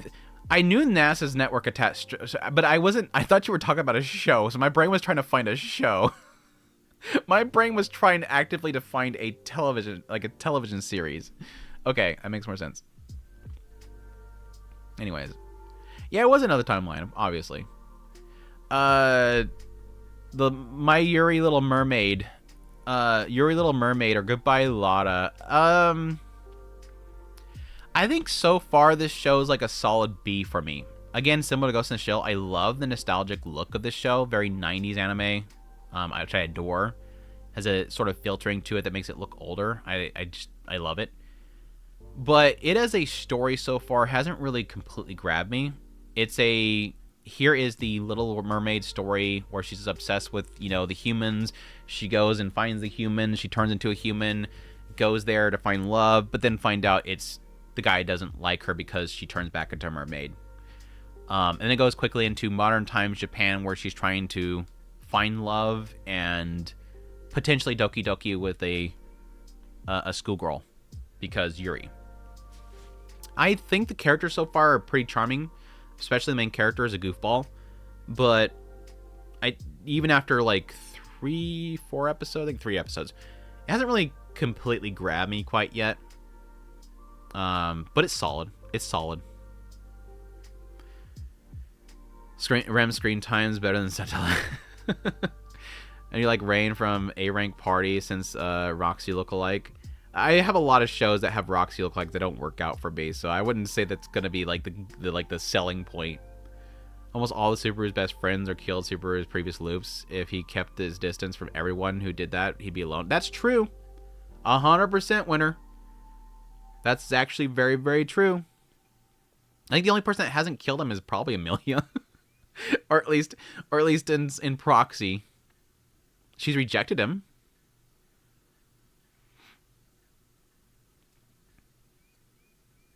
We're still on about ReZero. Dude, a lot of people have things to talk about with ReZero, so you trigger that. And especially if you talk about a waifu war, you're going to get people talking about it. Anyways, yeah, Goodbye Laura, I do think it's been a good series so far, just not great. Mushoku Tensei is obviously going to go in S tier. It's going to easy S tier. It's literally one of, if not one of my favorite anime or series of all time. Yes, I have a little bias here because I have read the novel series all the way through and all the side stuff, so I do have a bias. That's acknowledged here. No shocker to people. My biases affect my opinion. Making that perfectly clear right now, so if you want to dock it down because of that, that's fine. I do have a bias here. I have been covering the series for 4 years now, and love it for its gross and complex characters, and it's very, very extremely interesting world. But this season so far has been doing a really good job of adapting. They finally, thankfully, undid a tragedy that they created back in season 1's ending, which was to not tell Edis' side of the story and why she left Rudius. It didn't quite fully tell what they skipped, but at least there's a good sense here about what she's doing. So I did appreciate that, having plenty of time to spend with Edis. And so far, they haven't skipped too much content with the adaptation. It seems like the pacing's going well. Hopefully they stick to that. I loved how the quality went up for the first couple episodes. It's unfortunate they didn't stick to that.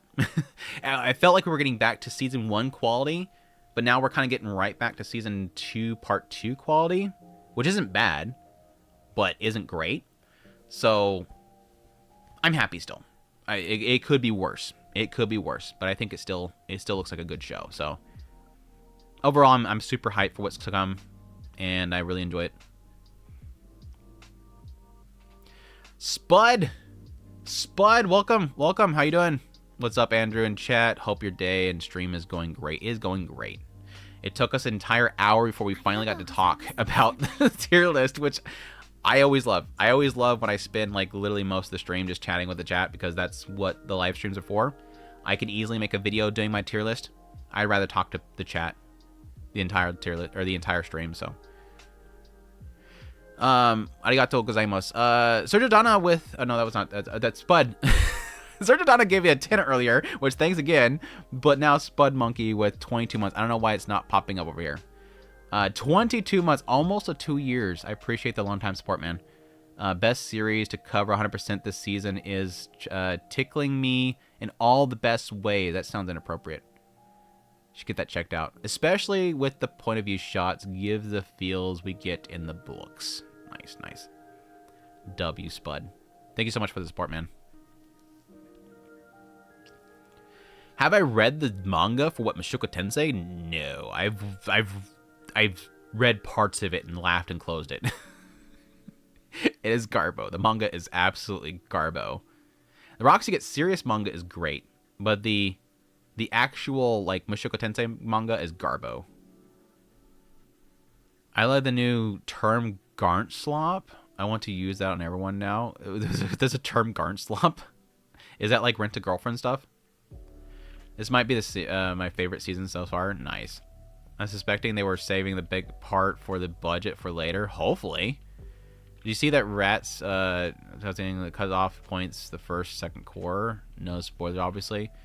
I think. I've seen a lot of speculations. And what was funny was like last season people were claiming that they were going to finish season 2 on the door. And I'm like, there's a lot to cover still. What are you talking about? You can't just jump forward like that. You got a whole arc, like 3 arcs to get through. Anyways, I had a job interview. I'm back now from the great mood. Awesome, man. I hope you got accepted. It's been so long, right? It's been so long, and it's coming to a conclusion. It's coming to conclusion. We'll cover every single piece of media around Mushoku Tensei aside from the manga. I thought about making a video on it just to laugh at it. We even talked about possibly doing a live stream of it just to laugh at it, but I don't know. Someone once told me Mushoku Tensei anime is great if you enjoy feet. What? What? What? I'm trying to think. What? Probably Isekai and spicy romance for Garnt Slop. Rag was fantastic. No, it's not. Stop lying to yourself. Sayonara Lada is one of my favorite new anime this season so far. It is very beautiful. It's very beautiful. The Heavy Knight. The what were they saying earlier? The Joy-Con drift show. my camera Joy-Con drift show. It keeps going under my feet. The feet cam show. The what efforts will this studio go to give you camera perspectives going up into somebody's crotch? We'll just remove the flooring. How do we get this camera angle to go up her crotch? Let's just remove the floor. That way we could just follow underneath her the entire time. It's wild. It's absolutely wild. But no, putting aside Gohan's as a studio, which I think I love them for their experimentation, but I think that they're at this point now no longer experimenting. They're just stuck on it. And that's unfortunate because I think that they need somebody to kind of, reel them back. I loved K. K series was great. I think that was where they were at their best. I think beyond then they have been just too wild. Like the fight scenes for this show it's incomprehensible. It lacks comprehension. Like they need somebody to come in that room and say, reel it back. Stop. You're going too far. Too much. I hate it. The story though, blah. This is one of those stories that I roll my eyes at. Like it's legit the I am in this world. I don't know. Something's nostalgic about the world. At some point, he realized that he's actually an isekai and that he's in this VR MMO game. And he hopes that he gets this best class, but then finds out that the world doesn't realize how that best class is. And then everybody hates him. And the evil girl comes in the door and she gets the good skill. And then she grins while getting him exiled. Everybody hates him. And now he's got to prove to the world that he's actually super OP. It's the typical worst class proves that it's the best class. Everybody hates him, but then he's actually really OP. Blah. Blah. The feet thing is usually a Tarantino thing, yeah. I was suffering motion sickness too much to enjoy a shot properly, yeah. Age directors take notes from Gohan's. Just remove the floor. Remove the bed, right? Just remove the bed. Gohan's making an H would be crazy. Gohan's making an H would be absolutely crazy. When I die, I want to go to hell so I can look up to everyone's skirts. Heavy Night, as much as it has a good story. It has a good story in there, really? Like, legit, you're not joking? This show made me motion sick. Besides production, the show seems way too bland. One episode was enough for me. That was my take. Like, this is one of those shows. I don't care. Best show that Gohan's did. I did hear some whispers about people that like the source material, so I'm guessing there's something somewhere in there. The best show that Gohan's did was Girl with Eyes. I disagree. I think same season. I think Masterful Cat is Depressed Again was probably one of my favorite recent Gohans. Case series is still my favorite, but like Masterful Cat was really good. And besides like the first episode having like 50% of the episode was like establishment shots, some GTA looking clone open world, it was really good. It was really good. 10 out of 10 graded. Can you stop over animating now? Typo Studio. They just need control. They need control. The alternate reality where no one wants to tank. Yeah, because it's not like glorious. They point out the fact that nobody wants to be the heavy tank because they one damage. Where's the greatness in that? They want a swords master that can freaking go around and one shot things. Damage. They want damage. They want somebody that can pad the numbers. Worst class becomes the best class. How boring, yeah. I'll be curious if they talk about the idea that there's a potential that he doesn't get the skills that makes it overpowered. And it would be interesting if it actually did that, but I don't think it will. It might be an element where he has to try to figure out a way of getting something to replace it. The dungeon and the world building and Heavy Night gets deep. Really. How quickly? Like, is this like one of those you have to wait like 8 episodes before it gets good? Like, legitimately, Glitch? Is it like a give it 2 episodes, give it 3 episodes, or is it give it a core? How would be blindfolded and you could still look up they call it Gohan's, and I think it's about to throw hands. Masterful Cat was the only one thing that from Nohans I've enjoyed. Nohans? What the hell's Nohans? No feet? I'll be a third wheel and saying Setokai Yaokoin Modomo is Gohan's at their best. Besides the feet, right? Gotta throw hands. More like gotta throw... Hey, guys. Gotta throw hair. Skeletonite. It's more of the first season. It's like it's just... Guy goes around and frees slaves. And he wants to go to this place to remove the curse. It's okay. I do find... The only reason I keep watching the show is I do find the Skeleton Knight to be fun. Like, he's a fun character. He's a fantasy geek. For those who don't know, this is like an isekai where he's a fantasy geek. And he's reincarnated as a Skeletal Knight. And he's got to hide the fact that he's a skeleton while trying to find a way of curing the curse. And he just goes around and geeks out about fantasy and frees slaves. Is really what it's about. He kills bad people. He kills a lot of people, but they will all bad. Yeah, K has some nice boob. They have some nice animation in there. That's the girl is the main attacker in the party when they gets her. I don't know if they were making moving slow kind of girl might show up in 2 episodes and help him and understand her class. Okay. That would be cool. The idea that he helps her improve herself because he understands how the classes work. That would be interesting because he has knowledge about like min-maxing. He's a min-maxer, basically. It's a show with good bones. Thank you, Nemo. Excuse me, we got bath shot 4 minutes into the episode 1. That is by definition peak. Right. I wish more people covered more Chinese anime like Above Myriads and Bee King. There's a lot of on par better than current season. My whole point there, Nacho, has always been is that I have a lot of anime to watch and my content is around anime, so I don't really have space to fit in like other countries. Like I'm not going to start covering American animation. I'm not going to start covering Chinese animation. I'm not going to start covering.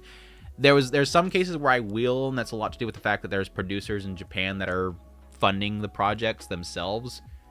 But I'm not a Donghua channel. I'm an anime channel, so I managed to watch all of Skeleton Knight and Another World anime. Nice. Love Skeleton Knight. It's dumb fun. Yeah. Yeah, that's one show I'm looking forward to this winter.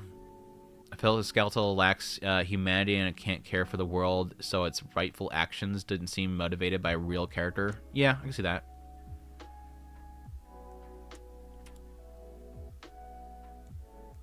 Yeah, Chinese anime known as Donghua. Yeah. Donghua? Is it Donghua? Please don't watch any Chinese anime. I feel like every now and then we get that Chinese company that's botting somebody in here to tell me about the latest Chinese show. It feels like I can't. We're gonna do this whole thing where I have to preface this. I'm not actually calling you a bot, but I do feel like every single live stream we have to have that one person that says, "Hey, are you watching this Donghua?" The Chinese bots come in and tell me about the latest, greatest Chinese anime. Yeah, French animation, Indian animation, we gotta do them all. Vietnamese animation.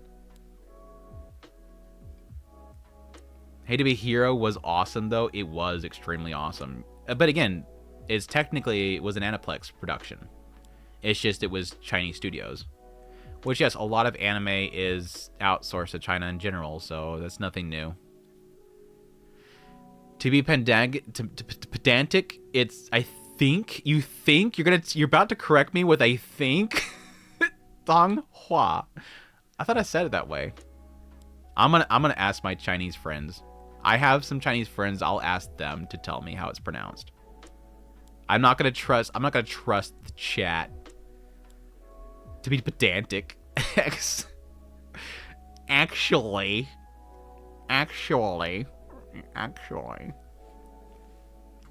I do want to watch Link Click. Yes, I do want to watch Link Click. I love To Be Hero X, and same director, right? I will watch To Be Hero X. I'm watching Lord of Mysteries, but there's very few things I'm going to branch out of anime for. It's going to take a lot of people I know and trust to tell me about it. Nothing against the chat. Not randoms popping in the chat and saying you should cover this show. I know way off subject, but how far do you think they'll go into Mushoku? You think we'll get the full story? I know what happens. Like you also thought Clevitas, a Lord of Mystery shorts. I do want to do the shorts eventually. Yes, Clevitas I love. And do I think they're gonna fully adapt Mushoku? I don't know. I legit don't know. I don't know how well it's doing for their numbers. They have already technically. The original reason that I can see them doing an adaptation is probably already done it, which is to boost the sales of light novels, which light novels did freaking skyrocket. I don't know necessarily that there is a value to them to continue to adapt the entire thing unless they feel that there is a return on it, a return on investment. They made a studio with some desire to do a full adaptation, but there's never a guarantee that's going to happen. There's always a question mark whether that's going to be a possibility or not. They could legit do one more season and be done, but they're close enough. Like, they're legit close enough to finish it. With this season, they will be potentially around volume 18 of 26 volumes. So like it's like another season or a movie, and you have it done. So I feel they're going to. Do they have an obligation? No. There's nothing contractually say they have to do the entire thing. So potential for going 5 cores for season 4. It looks like they're going all the way to the show on that show. Yeah. So when are you reviewing Boku no Pico? Probably never. Did you get a chance to play Cyberpunk Edge Runners episode 11? No, I have not. I watched the clip of the ending part, I think it was. I logged into Wuthering Waves. I'm just gonna say the name. I logged into Wuthering Waves. I got my free Rebecca, and then I looked at the banner where it had its own like currency for Lucy, and I immediately logged off and uninstalled. The moment I seen that they require you to buy a premium currency just for the banner character and you can't use your free ones, I immediately shut off the game and I uninstalled it. I'm like, no, I'm not doing this. The leaks were true. Uninstall. I see the new Roxy figure is going. Andrew, do you have free space on the shelf? If you're talking about the one that she's in the bikini, the one in the bikini, it does not look like Roxy. I'm sorry. I've seen the 2 Roxy and Edis swimsuit ones, or she's in like a coat. It does not look like her.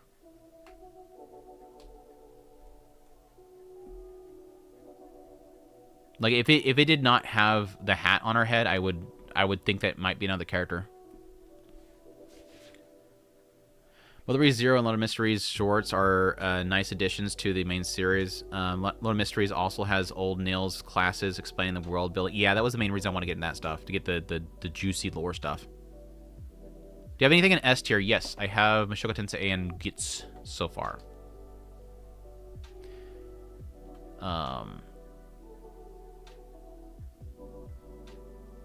Rebecca's Fate, amazing. Yeah.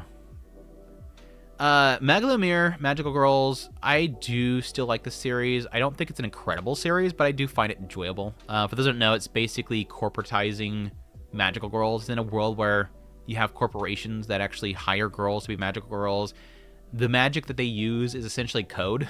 Like, they actually have to program the codes for the magic. Most all the other companies sort of use, like, mass production spells, whereas our main character is in a smaller company that is actually coding and producing the spells to fit the situation, which is kind of their unique thing. I like the characters. I enjoy it so far, and I'm enjoying the new season, but it's not great. It's probably more like a C area. C or B. What is Gits? That's Ghost in the Shell. The Ghost in the Shell, which is the new adaptation of the manga, proper adaptation of the manga, being done by Silent Saru, the creators of, not the creators, the adapters of Dun Dun Dun.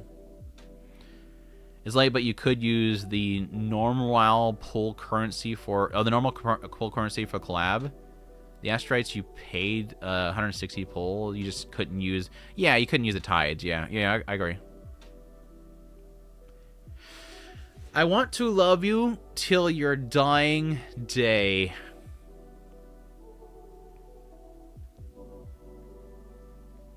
I like the show so far. I'm not a big fan of the main character, but I think it's intriguing enough. For those who don't know what it's about a orphanage / school where all these orphans are brought to, and they train everything magic and combat. For the day they'll be sent out to the battlefield to fight for their country.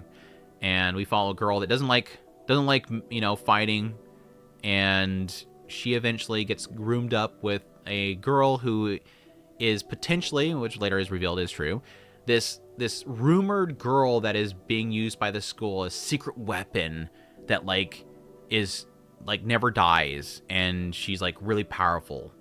And yeah, it's essentially this very combat adverse and violence adverse girl now bunked with somebody that is perfectly fine with fighting but doesn't like the pain and is very kind of childlike. And yeah, Yuri. And yeah, Yuri. Basically fantasy Yuri, dark Yuri. It's bloody, it's gory, everything. I think it's fine so far. I haven't really quite got a big hook, other than the fact of it being sort of intriguing what might be potentially happening behind the curtain. Like, is the school really fighting for the country, or is it potentially just this all a big experiment? That kind of thing is kind of popping in my head. I get vibes of something like The Promised Neverland, where eventually at some point they're going to look past the gate and suddenly now it's revealed that what's actually happening right now. Noise. Yawn. I'd say A or S. I kind of like MC in comparison to the other girl. They're very polar opposites by design, obviously. A tier. Did I hear Yuri? Yes. They kiss to heal, by the way. They have to kiss in order to heal each other. It's purely magic. They're just trying to heal each other. They're transferring mana. They're not kissing because they like each other. This isn't Yuri. They're kissing because it transfers mana and heals each other. Yeah, the pilot film for this show was incredible. I'm glad the anime TV series so far looks good. Like it's pretty on par with it. Not to that levels, but it's getting close to it. So I'm glad they at least kept the quality of it. But yeah, the trailer was really good. Really, really good. Not trailer again, pilot. It's purely magical, yes. Too bad they never made a season 2 of Promised Neverland. That's true. I really did want them to do a season 2 of Promised Neverland. I was actually hoping that they would make one more episode of Wonder Egg Priority 2. We never got that either. As a manga reader, it's a great adaptation so far. That's concerning. I'm hoping there's a big hook soon, though. I do like it, but I'm looking for a big hook soon. The bead category is going to be like good, but it needs a massive hook here soon. It needs something. You need something to sink its teeth in me to get me going here. Adi, I'm guessing for the tan girl. Adi. Yeah, she's pretty great.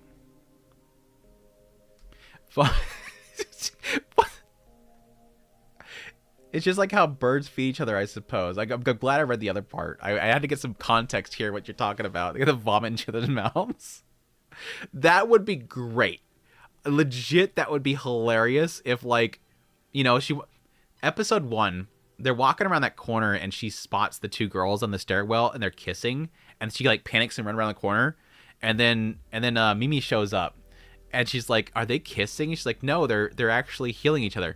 It would be legit hilarious. I would clip that so freaking fast if suddenly out of nowhere, the one girl takes the other one and just literally does the bird feeding thing.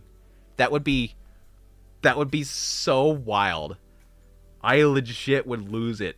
That would be so wild if they did the bird feeding. Anyways, thanks for the random thought. Thanks for the random mental image. Bro's giving. There's gotta be a manga. There's gotta be a manga out there or something. You have legit stories about how, like, this girl becomes a monster and the guy lets her eat his flesh. You gonna tell me they don't have one about a guy that feeds two people that feed each other like birds? No spoilers, but secrets will be revealed soon. Thank you. I appreciate no spoilers. Transfer of mana is physically through physical contact. So like Sister New Devil, yeah, or like Prism Ilya, or Fate. Anything Fate. Yeah, Pupa. Yes, Reinforce. You got it, Pupa. Pupa PTSD right here. Anyways, Black Torch is essentially, for those that have not watched it, it is, in my opinion, it is Dr. Dolittle meets Chainsaw Man. So you have the trope opening segment where Guy finds this cat, which the cat ends up being a Mononoke. And then at some point, I think it's a Mononoke, right? And at some point, like, something comes after the cat, and he gets involved, gets impaled, and then the cat decides to save his life by becoming his heart. Hence, Chainsaw Man. But yeah, it's like guy that can talk to animals that joins a secret organization to fight to protect fights in the realm of like again Mononoke and stuff and supernatural beings. Then shonen training arc. Enter shonen training arc. It's very no doubt when I watched that first episode, I came into this with the joke that we made during the preview, which was that it was going to be like a shonen Dr. Dolittle because he could talk to animals. But the moment that they got to that like that ending part of the first episode, I'm like, oh, this is just, this is totally somebody just watched Chainsaw or read Chainsaw Man and started writing this.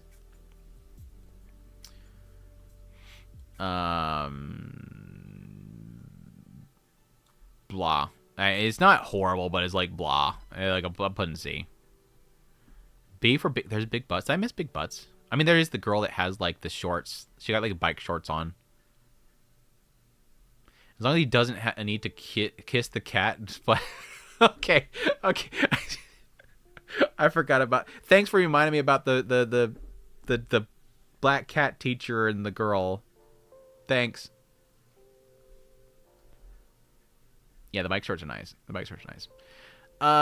Draw This Then Die. I really like this show so far. I'm pleasantly surprised by how good it's been so far. I think it's like in a high B, low A area for me. It's not always like a great show, but I think for the most part I really enjoy it. I do love the main character, the inspiration of. It's essentially about this girl that is in this like not like rural town. It's like a little like island town, and she's like has a very creative imagination that sort of led her to not being, in with certain groups, with other kids. At some point, she finds this little shop or little library that has like all these manga in it, so she starts reading manga, and it's sort of how the manga itself has encouraged her, give her the strength to kind of step out there to help other people.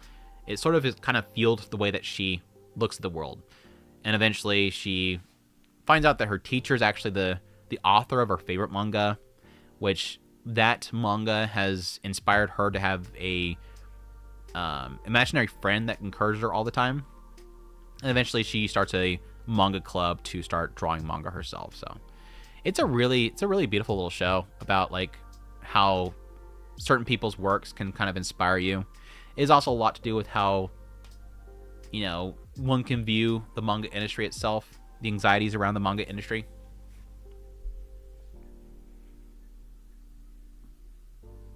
The show did. The last episode started onto it. Chainsaw Man fanfic once. ReZero. God, we haven't had a new episode, which again we found out literally on this live stream that's going to be not for another 3 weeks. But I love ReZero. Obviously going to be up here. Absolute S tier. Again, it's one of my favorite anime of all times, and like easily my top 10 anime of all time. I really love it. I can't wait for more. Kobayashi-san's VA for Broken Subaru. These last few episodes have been absolutely glorious. Definitely top tier. Yeah.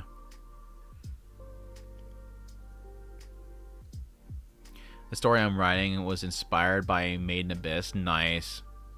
Not sure what that says about me. Either that you really love exploring the unknown, or you're a fan of uncomfortable realities. I think Made in Abyss does both of those exceptionally well. I love the adventure of Made in Abyss, the unknowns, and how warped and creative the creator's mind is. But I also like the ability to sort of be uncomfortable. I like being uncomfortable. So your Bondroid mentality. The second arc will be better than the first. If that's the case, that's insane. If that's the case, that's absolutely insane. 0 episodes and it's still S tier. Well, again, this is a 2-core show, so technically 2-core show. Just like we have a sentence of Bookworm down here. Of the first season of ReZero, feels like we have to force myself to finish the later seasons. Really? Oof. That sucks. I think it does really suck whenever you're enjoying something and then you fall off of it. I mean, I had the same problem with My Hero Academia. I loved My Hero Academia early on, and then later on seasons, like I had to force myself to finish it. Have you heard the good news and leak in the Course 2 finale? No, I don't want to know. Don't want to know. Very uncomfortable fantasy setting, yeah. I'm behind on... Well, good luck on that, by the way. Good luck on that. We need more creative minds out there writing. Especially writing stuff that's uncomfortable. I'm behind on rezero. I need to catch up. Yeah. Sitting on a chair of nails. Jagar, is it Jagar? Jagar? The Mongolian show?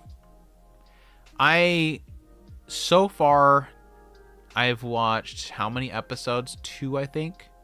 And I'm really, really liking this. I figured I would like this purely based on an art style, a unique art style they're going for with Science Saru. But I've actually really liked the story so far. Jagudar, I hope I'm saying that right. Jagudar. I haven't actually looked into seeing how it's actually pronounced yet, so. But I love it so far. I think it's a really, really interesting look into life at that period of time.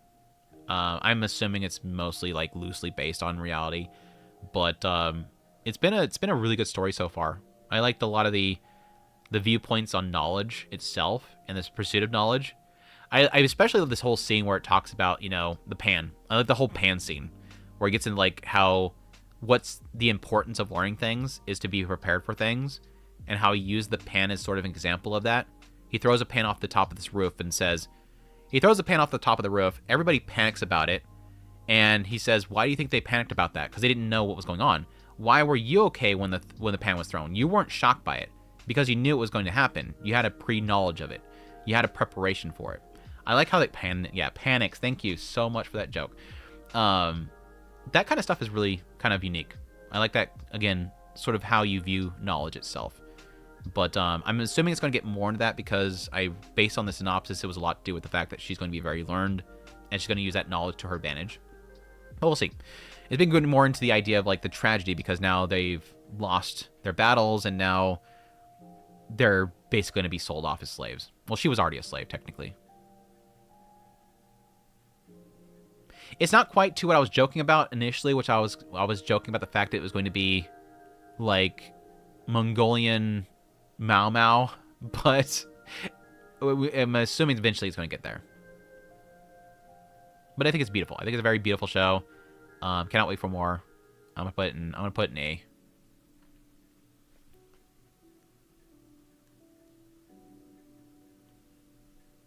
Panama was a historic figure. Don't look her up. Spoiler: Genghis Khan was successful in battle. Spoilers. But yeah, it's been beautiful so far. I'm hopeful that I can make a video on it this next week to get my full thoughts on it. There's a lot of thought, man. Okay, I gotcha. Old Country Bumpkin to Master Swordsman Season 2. Trying to remember all that's happened in the season so far. Oh yeah, he went to Nanahoshi's place. He went to help Nanahoshi with her training stuff. Shrug season so far. Honestly, Shrug season so far. I think I've only watched maybe 2 or 3 episodes maybe. But it's been pretty Shrug season. I appreciated the first season because I felt that it was like chill enough. And I did like the swordsmanship and how much effort's put into the lessons that he does. A lot of it makes sense. Like it's actual swordsmanship. But I do acknowledge that it gets a little bit caught up in the whole he's amazing thing. And so far this season has been nothing but that. He's Sugoi. He's Sugoi. He's Sugoi. He's super Sugoi. He's the best teacher ever. Isn't he impressive? Yes, he's very impressive. He's very knowledgeable. He's very smart. He's super Sugoi. I'm putting C. And that villainous is great. Yeah, I'm still need to get caught up on that one. Nanahoshi is Mishoko Tensei. You mean Miui? Yeah, I joked about the fact that she's Nanahoshi of this show. Like, the old joke that we had with season 1 was that it's Paul Isekai another world with Sylphie, Edis, Roxy, and Nanahoshi. I mean, they legit have a scene where he's chasing something. Spoiler, but yeah. It seems like there's obviously maybe some jokes in there that you can kind of say that it feels very similar to Mishoko Tensei in a way. He's Subarashi, right? Well, there's so many villainous anime all of a sudden. It's a trend. It's a very top selling trend right now. Get on season 1. Any chances for Onimai season 2 after Mushoku Tensei season 3 is finished? Mushoku Tensei is not the dictating factor whether or not Onimai gets to season 2, because they made Onimai season 1 during Mushoku Tensei's production. They have like 2 teams basically. Not 2 teams, they just have animators that they, collaborate for different projects. You've had Ruri Rocks technically, you've had Flower of Asura. There's been plenty of bind shows being made while Mushoku Tensei's airing, so it's not Onimai waiting for Mushoku Tensei to end. It's just the producers have to say, let's do an Onimai season 2. They had like a teaser in the train at the end of season 1 that I felt like they were kind of teasing that was going to be a season 2. Because I think it said next stop Onimai 2. But they never did it, which sucks. Hope that's that time I got reincarnated slime gets to the war with the Eastern Empire soon. Been too much slice of life too long. I've been enjoying some of the stuff, especially the numbers. It's probably 5 years at least, yeah. I don't think it's gonna get a season 2.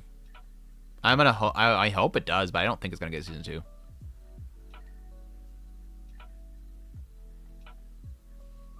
Anyways, Demons of the Shadow Realm. I haven't watched it since the core flip, but I'm like in a B to C area for it. Is another one that like I think it's good. It's just it needs to get a hook. I need a hook. You like the core 2? Okay. Hopefully it gets better. Hopefully it gets better. I'm like in a point where like I need something to grab me.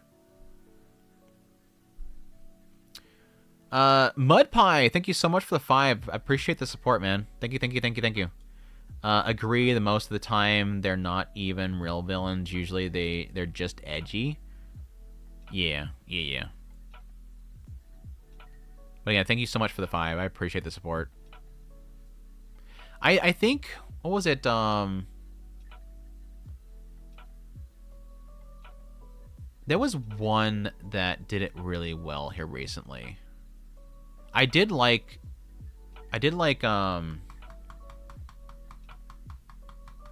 was the one last season? The logs of the prince. The secret logs the prince's secret logs of the villainous or whatever. The self-proclaimed villainous. That one I really liked. I also loved Villainous Level 999. I do like whenever they do seem to have an element where it's trying to pull them into being the villainous. But yeah, unfortunately, they never really stick to being the villainous. I have demons on pause until more time. Yeah, that's the same for me. Usually whenever I have a core flip, I usually lose track of shows for a little bit. Which is why I kind of like that ReZero has a break. Am I streaming to Twitch? Yeah, right now. Unless it broke. No, it's still there. It's still there. I enjoy writing villain characters because of how it allows us to make them effed up. Yeah. Top 3 of the season for me is Mushoku Tensei, Polar Opposites, and Love You Till You Die in Day. It's good picks. Oh yeah, kind of give a pass for the villainous shows. They tend to be so cute. Yeah. I would like to have one where it doesn't necessarily have to be like destructive, but I would like them to be. I do appreciate whenever they're like misunderstood characters. Like Otome Game is Tough for Mobs is kind of one of those situations where you get to see why they're villains. I like those ones where it's like the prince they devoted their life to marrying the prince, and the prince finds some other love, and thus they're rejected. I like those stories a lot as well because they're very sympathetic. That they wanted to have something, they trained for it their entire lives, and they get rejected. It's like, it's sad. I'm really enjoying Core 2, Demons of the Shadow Realm. There are so many good ones that it gets to push out the memory until the next episode shows up in my feed. I just really want to watch anything there. I'll give you my Prime sub. Thank you so much, Zurak. I appreciate your support. Sparse Base, thank you so much for the sub. I appreciate it. Thank you, thank you, thank you. Hope you're doing well. Thank you so much for your support. Enjoy the Dancing Roxy emote. I love my Dancing Roxy emote. If you guys don't know, if you're on YouTube, throw your Prime over on Twitch and use the Dancing Roxy emote. It is the best emote ever. Seventh Loop is really good. I really enjoy Seventh Loop. Hell has no fury like a jilted woman, right? Jack of all maids has a really cool tragic character this week. Tragic character. Oof. The grow up circus or whatever. It's fine. It's fine so far. Definitely one of the better of the originals for PA Works recently. It's been a while since I've had a really enjoyable PA Works original series. I think it's original, right? I think it's original. Grow up show. I think it's original. Yeah, it's original. It's been fun so far. About a girl that apparently her father is the main show for this one very popular circus. She ends up running away, and at some point gets tricked into going to this other circus where I think they imply that he owes them money, so she's being forced to have to pay it off, and she doesn't want to be in a circus. She hates circuses. ありがとうございます、先輩。 Madian, thank you so much for the sub. Appreciate the support. The hype train has started. Oh my gosh, thank you guys so much. I appreciate the support. But yeah, it's been goofy so far. I like it. I think the thing that's really kind of keeping me on the show is I like the personality of these characters. The main girl's very much so, I don't want to get involved with things. Get away from me. I don't want to be involved with this whole thing, whereas everybody else is sort of trying to pull her into it. So far, I like them. None of the characters are annoying, and it can really easily be annoying. But I think it's in a B area. I still am waiting for kind of the hook. Just like all the B tier is shows that I enjoy, but they need a hook. It is the shows that I enjoy but need a hook. Yeah, the father did traumatize the hell out of her. Let's be perfectly honest. I get why she doesn't like him that much. We could have season 2 of Losing Heroines instead of the circus. Too many Losing Heroines? I mean, that's already getting one. That's already getting another adaptation. It's getting a season 2. But it's a different studio, though. Meanwhile, money. Right. Oh my gosh. Okay. TED Talk time. I admit, when they had the initial drop of smoking behind the convenience store, I had a lot of people going, holy crap, you watched this show yet? And I was seeing all over social media people going, oh my gosh, the ratings on this show are so high. What's going on here? What is this show? Oh my gosh, it's really good. I didn't want to listen to the hype. There's even a side of me that almost thought that potentially somebody at Crunchyroll or somebody was trying to artificially give people this impression that this is an incredible show you have to check out. But I didn't want to watch it yet because it's a summer show and I was still finishing up spring. I was like, I'll wait until it's actual airtime, not this early release, and I'll start watching it. I watched 2, maybe 3 episodes of it so far. I know that they're supposed to be mini episodes, and the new releases are full episodes, I think, right? Because they feel like little short segments. But anyways, I finally watched the first 2 episodes. I think it was 2 episodes, at least 2 episodes, and I really like it. The positivity, the hype around it is justified. I actually really do like it.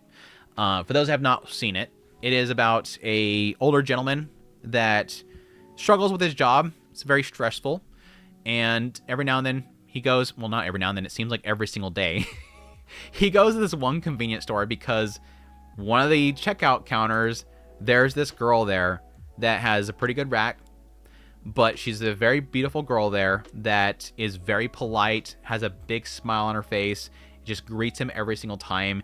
This is like his joy every single day, is seeing her smiling face. It's just, he goes there for the sake of her brightening his day. Even to the point where he literally buys too much stuff.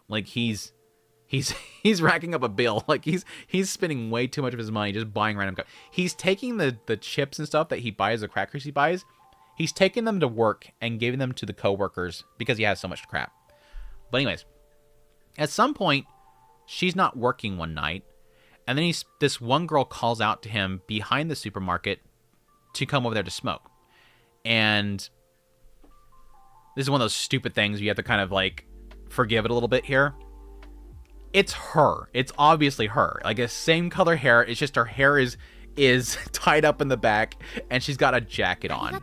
He can't figure out it's the same girl, but he thinks it's some other girl that works there. And she invites him back there because she needs a light. But they smoke together back there. And it kind of turns this whole thing where he's talking to the smoker girl in the back of the place about like more personal things, and including about the fact that she's always coming by to see this other girl. And so in his mind, there's two girls. There's the girl that works in there and this girl that he keeps catching behind the supermarket. And it gets into a lot into like his struggles with his work and stuff that he has to deal with and the stresses there, being underappreciated, scaring one of his coworkers and feeling that he's a not likable person, or at least a scary personality. From her perspective, you're getting like her struggles with like, you know, getting a write-up or called out because some complaint by a customer and feeling unappreciated there. It's a lot of like the struggles that, you know, adults deal with working and whatnot, and sort of having a moment to vent with somebody else. I think it's being able to open up with somebody and venting with them. And there's a obvious, yes, little romance that's blossoming there that, yeah, her herself is damn hot. She's fucking hot. She has a great personality. So I think there's a lot of appeal to the fact that this Makima looking character is very attractive and has a really good personality with some flaws in there. I think there's a good deal of personal flaws in there that I think makes her charming. Bagel, thank you so much for the follow. I appreciate it. And the hype train ended. Thank you guys so much for the hype train. I appreciate that.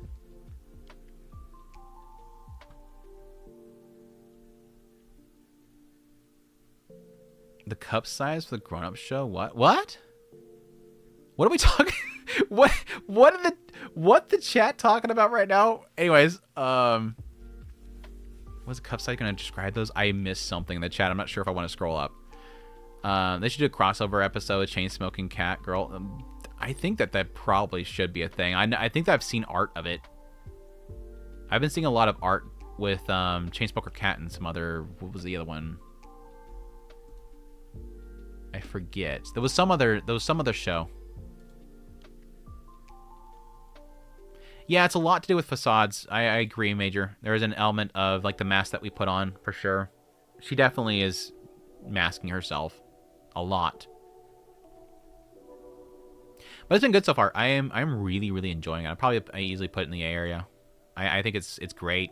It's really great. I legit came into it expecting that I was gonna shrug it. Like, yeah, okay, this isn't as great as people are making it out to be, whatever. But I've actually really enjoyed it. By the way, Andrew, in case I am going to watch anime, girls can't play fighting games is so Yuri bait. I expected it was going to be Yuri bait. 100%. Kind of similar to... I was assuming it was going to be similar to something like the... Rock is a Lady's Modesty. That one. There is a crossover which... yeah, Bookworm and Witch Hat Tellier did one. Yeah. It's well done, yeah. It's still fun, but very baited, yeah. The main female villain has F cups. It's important knowledge. Oh, in that show, the main villain does. I guess I haven't gotten that far yet. I haven't gotten that far yet, apparently. 2 Smoking Cat shows in 1 season is really testing my resolve. Ugh.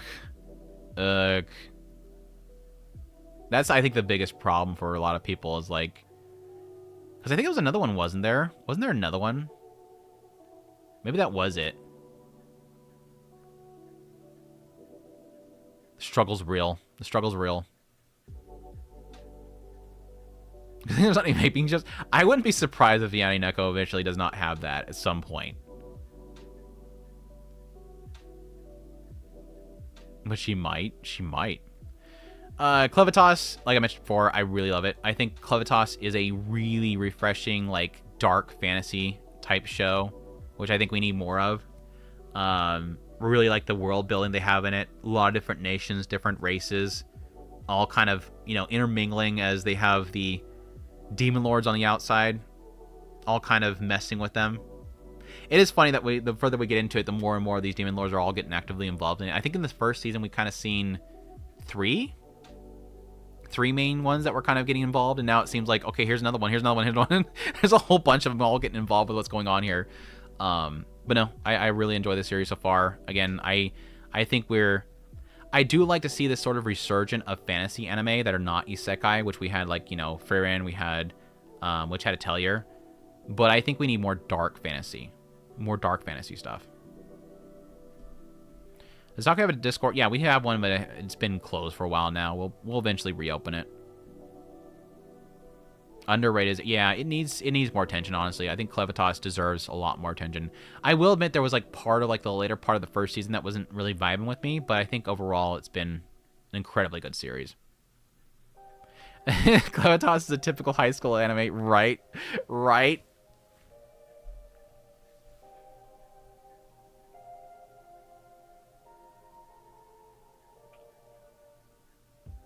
Yeah, we'll eventually announce it when it comes back open, though.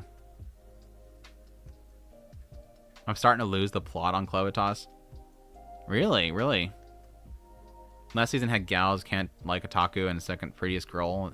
Similar to each other from the start. Yeah. The hero wants to fight even in Second Life. I think it's the title of it. I watched an episode of it and it's fine. It's fine. Like, I think the appeal early on is, like, the whole aspect of this hero being gun-ho about, like, fulfilling this desire to kill the Demon Lord even this new life. Like, they legit were born for the sake of having to get him in his reincarnation. So there's almost like this goofy element where she doesn't want to admit that she kind of likes the Demon Lord. But it got stale very quickly.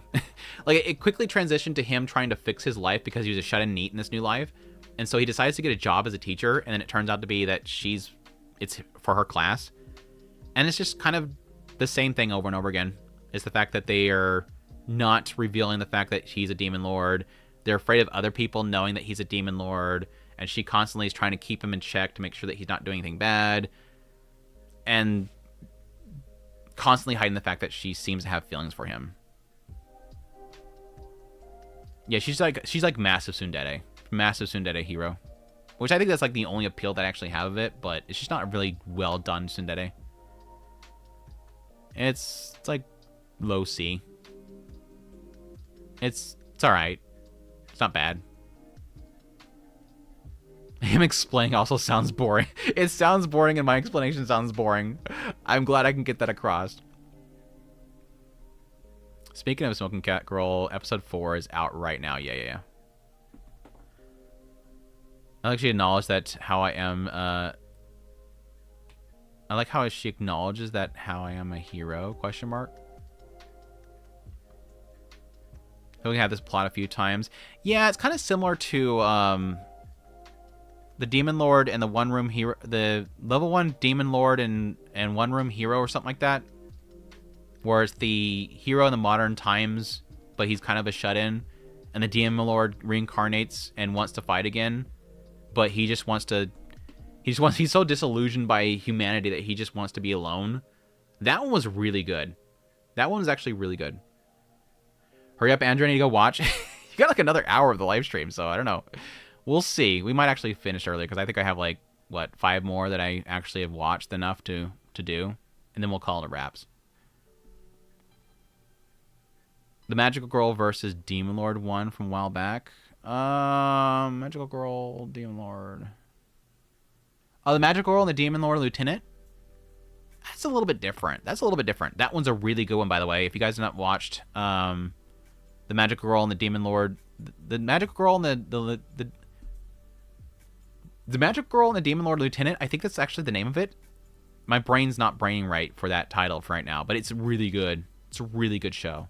It's where I get my little drop that I never use, which is that one. That's where I get that from. Magic Girl and Evil Lord Lieutenant. I need my hit. Missed the one room here, so yeah, I think it needs another season. It was a good one. I enjoyed it. This is a coil update when. I wonder. They're still cooking that season 2.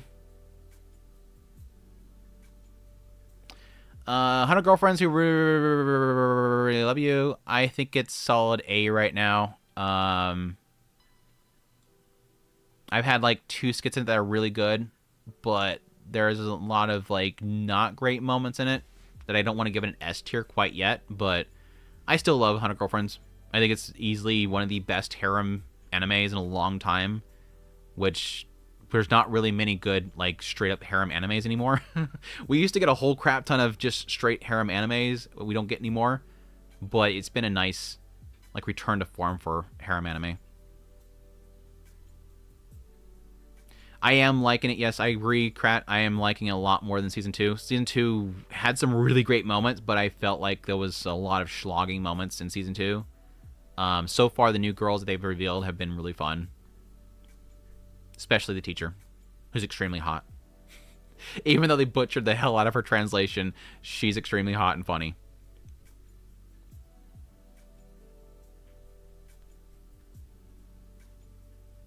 I love 100 Girlfriends. It's funny, but the translations Crunchyroll does are so messed up. Yeah, they butchered the teacher's stuff. Like, how do you get your naked desires from happy birthday desire? Like, she legit says happy. In English, she says happy birthday, and then yokosoku, I think it's the term for desire. And they translate it to your naked desire. That's not the translation.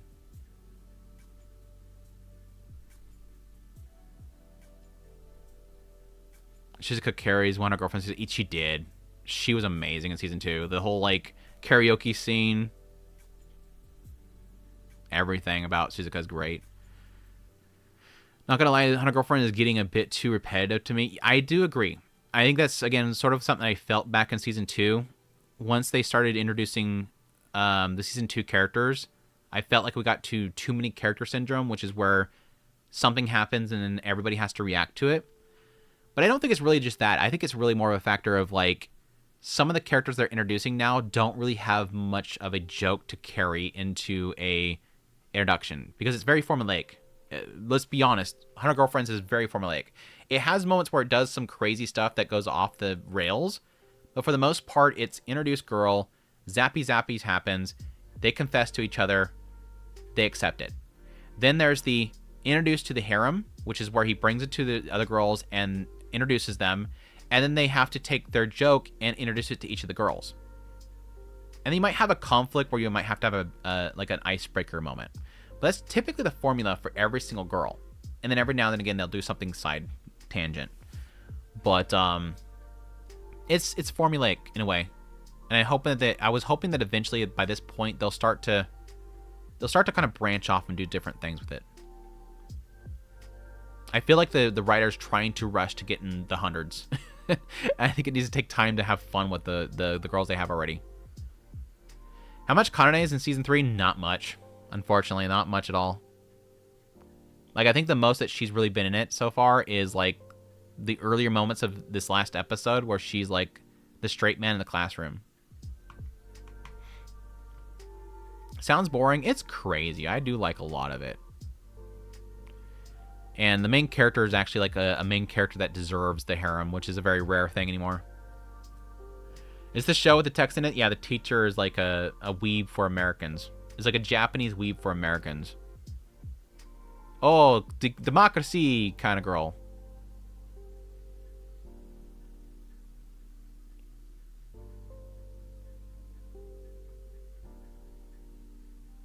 It's actually pretty great. It's I like it.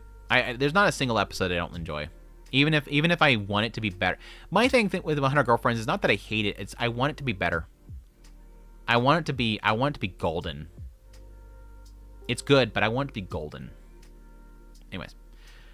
The Blind Girl show, which I'm surprised hasn't gotten some stupid, like, trending post on social media yet for this is disgusting that men want this kind of thing. I like it so far. I don't like the main dude. I like it, but I don't like the dude. I think the girl is extremely beautiful in a lot of regards and just a very beautiful personality, despite the things that she goes through, being blind, overcoming it, finding ways around it. And I think the show does a good job of sort of showing it without it bludgeoning you over the head with it. Like, oh, by the way, she's blind. She has to deal with things. Hey, by the way, make sure that you worry about this because blind people worry about this. It doesn't feel like it's trying to hit me over the head of the fact that she's blind and that you should be considerate of blind people. It has a message in there now and then, like, don't put your bike in front of these little impressions on the concrete because they have to use that to get around. Like, there is an element here where it is sort of giving a little bit of knowledge about, you know, blindness, but it's, again, it doesn't preach it to you. And the way that she's sort of kind of found a normalcy despite that and is very beautiful about it, I love her death. The guy I don't like. And I feel like it's sort of like a just rough writing skills of the author that they tried too quickly to explain his struggles with being social and helping others. And that he sort of developed a desire to avoid conflict and to keep to himself. And a lot of that has to do with the fact that his mother was a single mother and she had to go from house to house and he didn't want to cause conflict. And so that caused him to barrier up himself. I understand it, and it makes sense to me, but him constantly bringing it up in his head was like, why would he be thinking about this right now? This does not fit the situation at all. It feels like he's trauma dumping in his mind, essentially. He's trauma dumping in his mind all the time, and it doesn't fit the situation. So that's been my main hang-up, but other than that, I think it's an enjoyable show. Also, the girl is voiced by the Seiyu that does Your Forger. So she has a very talented and beautiful voice actress, too. Oh, this show, I know it's going to be sad. Give me emotional, tragic romances, right? It should have been me, not him moment. Can I say about the next show that I'm watching? Because I feel like most people in this show cause poor her. Yeah. Shouldn't Twitter support a show with a disabled girl in it? Yeah, I'm just joking about the fact of, like, the Josei and the Tiger, I think it was the title of that show, where somebody posts, literally every single month, somebody posts a clip of that show and says that I want a relationship like this. It's a beautiful relationship. And then a bunch of people say that they are offended by that. It literally happens every month. Somebody will post the Tiger show, the Josei and the Tiger clip, and then a bunch of people act like they're offended or defend it or talk about how people are offended by it. It happens every single month. So I figured this one would do the same.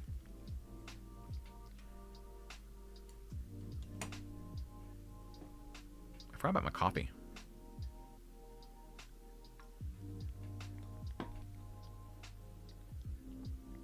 I have a habit of chatting and yapping for 3 hours straight without drinking. Kanane is still number one. Shizuka is very hard to ignore, but Kanane was my original best of that show. But I do have a thing for tsundere, so. When I was in Japan, I saw an older Japanese guy wearing a denim jacket and pants, full American flag and jacket and pants. Also, he had a cowboy hat on. It was pretty cool to see. Yeah. We love is America over here. People on Twitter get offended. Controversies for clicks, right?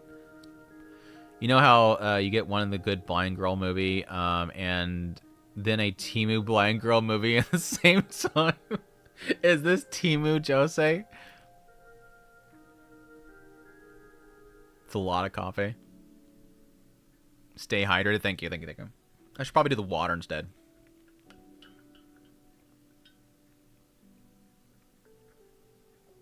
I like Kanane, Suzuka, and then Kurumi. Yeah, Kurumi didn't really work for me. Doesn't work for me too much. May check out the anime, not sure. This is just Andrew has a drinking problem. I have a drinking problem where I don't drink enough. Yes. Alright. Yanni Neko. Yanni Neko. I like controversial things. I like dirty things. So I'm not gonna be like some people and crucify this one. I will admit it at times is a bit too much. There's times where I'm like, that's nasty, but I accept it. I thoroughly accept it. I like shows that are problematic and weird and dirty. I won't claim that everything in there is like gonna be, you know, like cinema. I'm not gonna claim it's the next greatest thing since sliced bread, but I'm here for it. I am here for it. The mouth flashback? What? I missed that part. Yeah, it's like a car wreck. Like, you're driving by and you have to look. Like, you can say that you don't like seeing things like that, but when you drive by that car accident, you look. You so look, because you want to see what's over there. I laughed a couple times. There's like a two-part to Yanineko. I think there's an element of like relatability. Like to be real here. Yes, putting aside like the dirtiness in it and the fail girl element of it, there is sort of a relatability to both like being degenerate and also acknowledging that you're in a bad place or you need to fix your ways. But also at the same time that it's not that easy. I think the first episode is what I feel like the entire series could potentially be, and done in a way that is relatable. Is the element that in the end she has fears of her own death, but the moment that she finds comfort again, she goes right back into what caused her initial anxieties. There is an anxiety element to fixing your life, like her vomiting all over herself because she can't figure out what to do first when she wants to clean up her life. That's legit, I think, what a lot of people go through. Even if you're not a smoker, even if you're not a drinker, even if you're not smoking tobacco, it's tobacco. It's totally tobacco. She's totally tobacco-ness. Tobacco-ness. Tobacco-ness. Even if you're smoking tobacco, I think there's a relatability there and sort of like fixing something in your life that you know is wrong.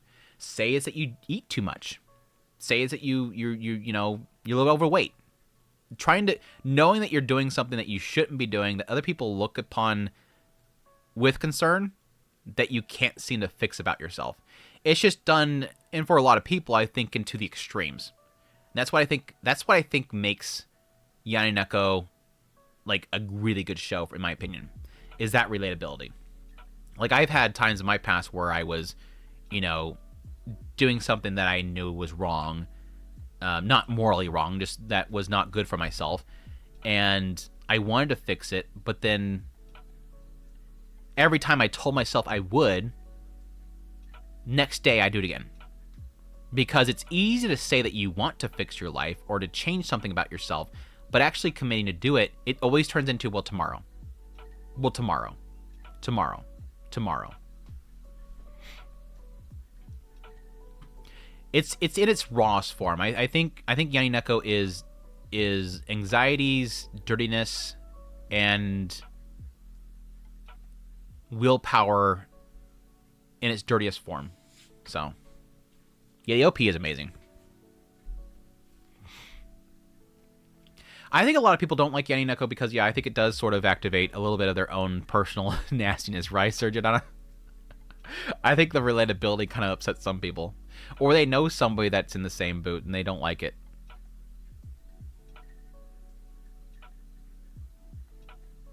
I tried all the drugs, and nicotine is a monkey that just doesn't get off your back. Yeah. Nicotine's nasty. Nicotine is extremely nasty. It is a very difficult thing to kick.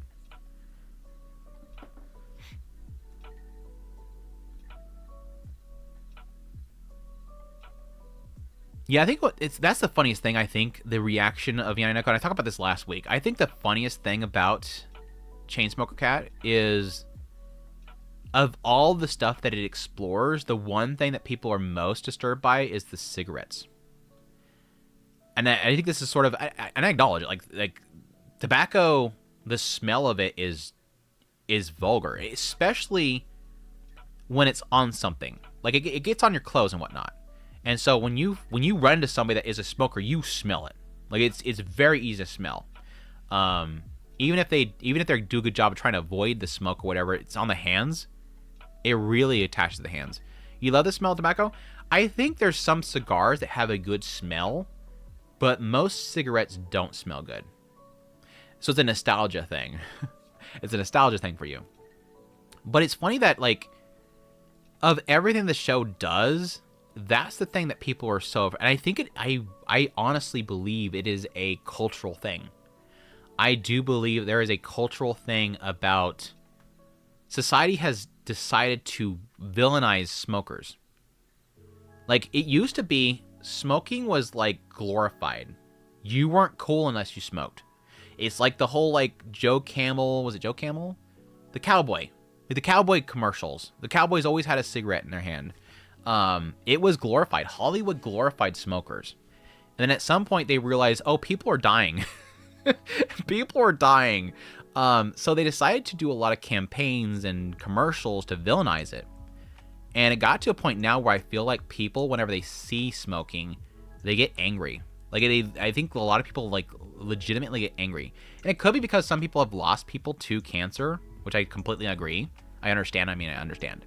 I think it's because people either have lost people, have seen health of their family ruined by it, or they work around people that smoke and they don't like the smell of it. Because, again, the smell for a lot of people makes you sick for some people.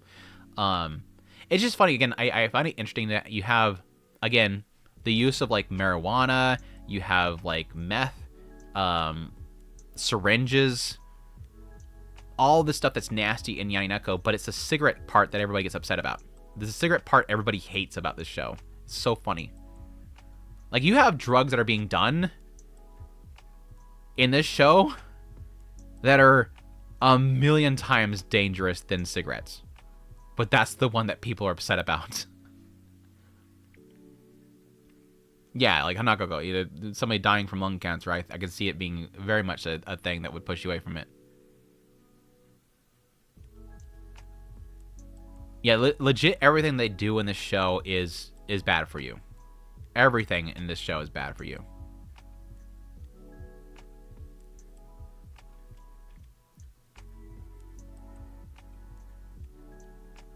I don't get the whole vaping's worse thing. I know that I'm of the opinion that I think that vaping has been sort of villainized by tobacco. There is a big... I've seen... Because I know some people connected government officials around these parts, I know there is actually an active effort of the tobacco companies to villainize vaping to get people away from it. I don't know that the popcorn lung is that big. I know that there's cases of people losing lungs because of it, but I think it's for people that are, like, doing, like, big bong-based ones. Like, massive vaping ones. But I know the reason why I defend vaping a little bit here is because I know a lot of people that have quit smoking by vaping and then quit vaping. If you don't do it very long, it's a very good way of quitting smoking.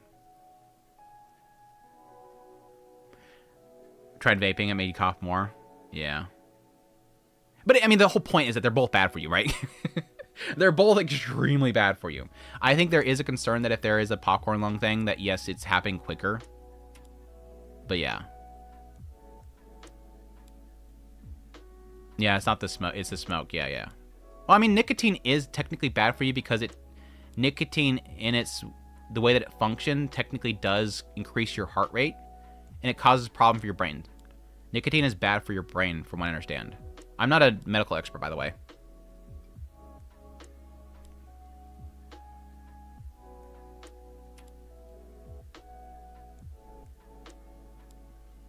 Yeah, it's just odd that I've not seen as many cases of the popcorn lung thing.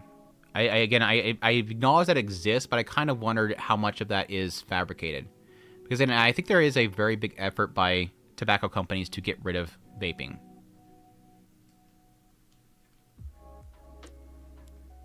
I think they want kids to go back to smoking. Yeah, I think nicotine gun's probably the best way to go if you want to quit. I don't know about gum, or I don't know about the patches. Yeah, similar to caffeine. Increased heart rates. that kind of stuff.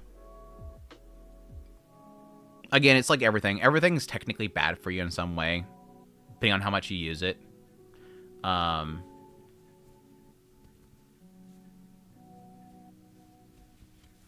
Nicotine has potential to cure Alzheimer's. We'll slow down on that one. We'll wait until we get the official on that one. Nicotine makes you use your brain, which is bad. I don't know that. I don't think that was the way they're putting that. Popcorn Lung was a cheap Mary Jane black market cartridges. Yeah, that was the thing, is like a lot of it's like coming from like very questionable sources. I know there was a lot of like production of that stuff coming out of, I think, China. I only know that because the store that I would frequent that had a lot of vape stuff in it, the moment that the tariffs came up, they had a severe lack of the stock. Like their shelves were empty. A lot of very questionable stuff coming out of China. Anyways, I got like a complete side tangent here of getting into medical stuff that I have no expertise in whatsoever. This is not medical advice in any way, shape, or form. I'm just my observations here. You know, drink water in moderation, because that can kill you too, by the way. Everything in moderation. I can't tell you what to do and what not to do, but everything in moderation. Nicotine and caffeine are both natural plant insecticides. Both as deadly toxin in its pure form. Moderation, people. Moderation, people. Trust Major in the chat. They're a biochemist. Trust Major in the chat. Anyways, my verdict.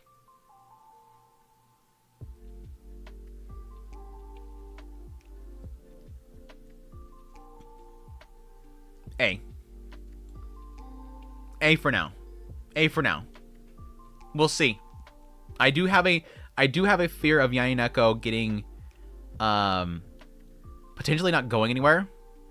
But for now it's A. It's A. Again, I like its portrayal of anxieties and the struggles, and yet also at the same time being willing to get dirty and not it's not glorifying anything, but at the same time it's having fun. I do like the fact that it's not glorifying anything, but it is also having fun with itself. So I'm interested to see what else it does. It definitely could become stale, but then again, that's of course that's the warning for everything here, right? Everything here could eventually get stale. Yet animation adaptation of Rui Dragon has become most anticipated anime since reading the manga. I have read quite a bit of it, and I really do like it, so I'm highly anticipating it. Yanineko will get stale, and you'll notice season 2 onwards. Is it getting a season 2 already? If it gets a season 2. If it gets a season 2. You're unsubbing? What, Major? What? Because I put it in A-, does it need to be higher or lower? What do I need to do to keep you subbed? What do I need to do to keep you subbed?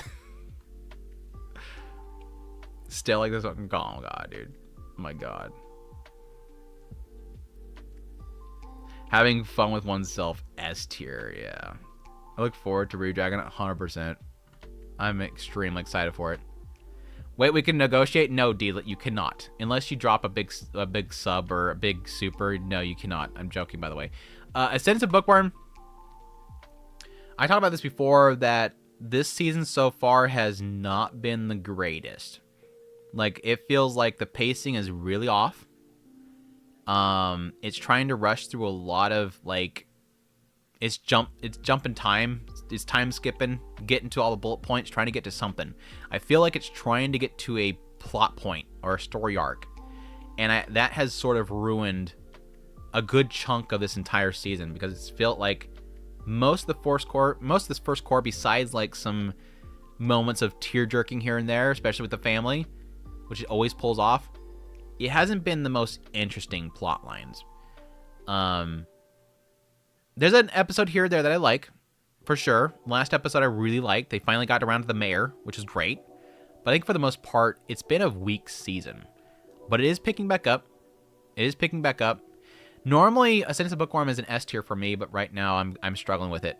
This season has been a lot of ups and downs. A lot of up and down for me.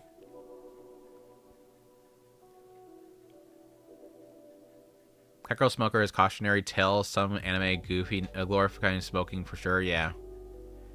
I personally put Chainsmoker Cat in S tier. I find it a fascinating show. It only explores the struggles of addiction, but also the hardships of racial minorities. It's amazing. Yeah, I've heard the whole racial minority thing, which I haven't felt like it's been that prevalent, but maybe the later episodes does. I dropped The Ghost in the Shell, the one below. So far it looks like wacky stuff happening all over the place. I'm too poor for super chats. I have to pay.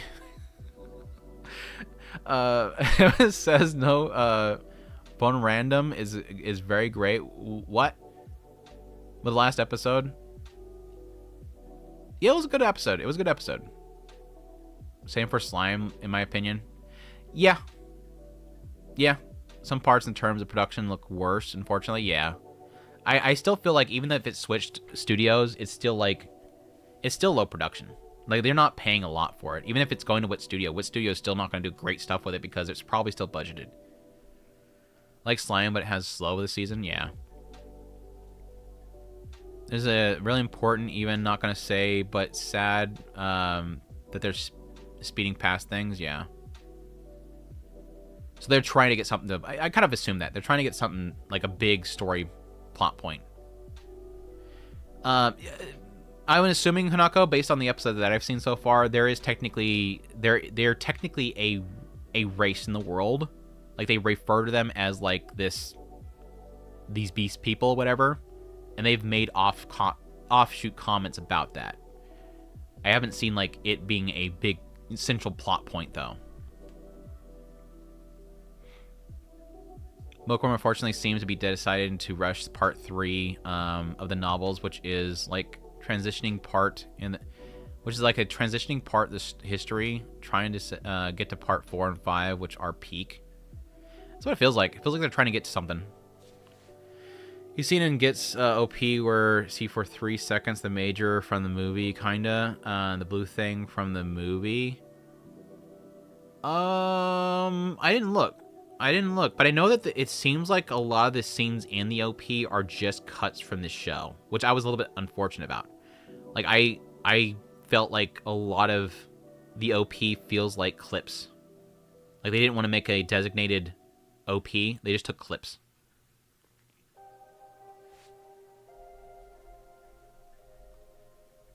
Anyways. Last one we're going to do today is Tensura. Tensura, yeah, like I kind of agreed with somebody else here. I have the same feelings here as I kind of have with Bookworm. Timaki, what's going on? Welcome to the stream. Where I feel like this season has been very weak, and I'm waiting for it to get to some good plot points. The whole thing, I think the biggest disappointment I had with this first core was really around Maribel. Like, I felt like a whole bunch of build up to her, like she's gonna be this big threat. Holy crap, what's gonna happen? And like, not that I expected Maribel to win against Rimuru, but it was such like a nothing. It was such a nothing. Like, it just happened. It was like, oh wow, that was her plot, that was her plan. Wow, shrug. I guess this is all just for Yuki. This entire plot point was just for Yuki. So it was kind of a downer. This recent introduction of the numbers I really like. I think they're probably the most fascinating and most interesting thing in this last core. But I'm hoping they'll actually do something good with it. But we'll see tomorrow. Hopefully they don't introduce them and then just kind of immediately go away from them. Yeah, the Primordials. The Black Numbers. Was it the Black Numbers, I think their name was? I feel like second core is going to be moving along pretty fast. Even though it's set up. It's a lot of setup for this few episodes. Yeah, and I've heard a lot of promising things about this next arc. So I'm hoping this has all been building up to something really good. Because again, that last arc was a blah. That last arc was a blah. I'll put it in. It's like in a B or A area here. I'm gonna keep it with Ascendance Bookworm. I still enjoy every episode that I watch. It's just not like I'm just waiting. I'm in this like the waiting room waiting for like the next call. Here it is. Coming up. Come in here. We got the next part. the black numbers because of Noir and Diablo. So we're gonna start next time with Spice from Ogre Bride. That show was very dreadful, sister, in the last episode. I don't know. I honestly, I will say, of what we have remaining to do next week, I am not like super positive on a lot of these. I might actually skip quite a bit of them. I'm still looking forward to the villainous one. I kind of want to watch the maid, the ogre one, the Oni one, or ogre. Is it ogres or Onis? I think they're Onis. I'm still looking forward to that one. Obviously, Kaiju Girl. I'm extremely excited about Kaiju Girl. But we'll see. We might have some stuff to get into next week. I think Bleach should be airing finally by then, right? I think Bleach is finally airing. It's been a long wait period for Bleach. When's Bleach starting? Yeah, like a little bit less than 2 days, we got Bleach coming out. So that's like what, Saturday? Yeah, Saturday Bleach is coming out. So that's hype.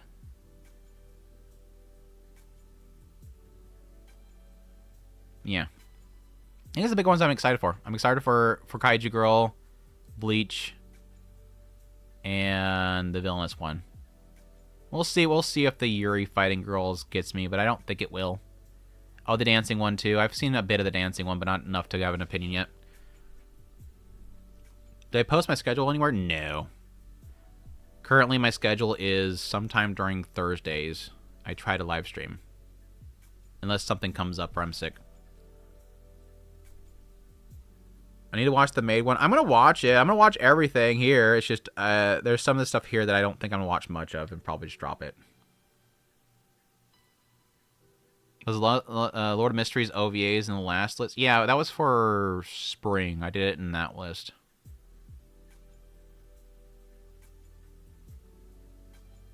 Where is Clevitas? I think I had an A, right? Yeah, A. A. A. Looking back, them showing Maribel at the end of the season 2 only for her to do nothing is hilarious. Like an entire core to her, and she's like, nothing.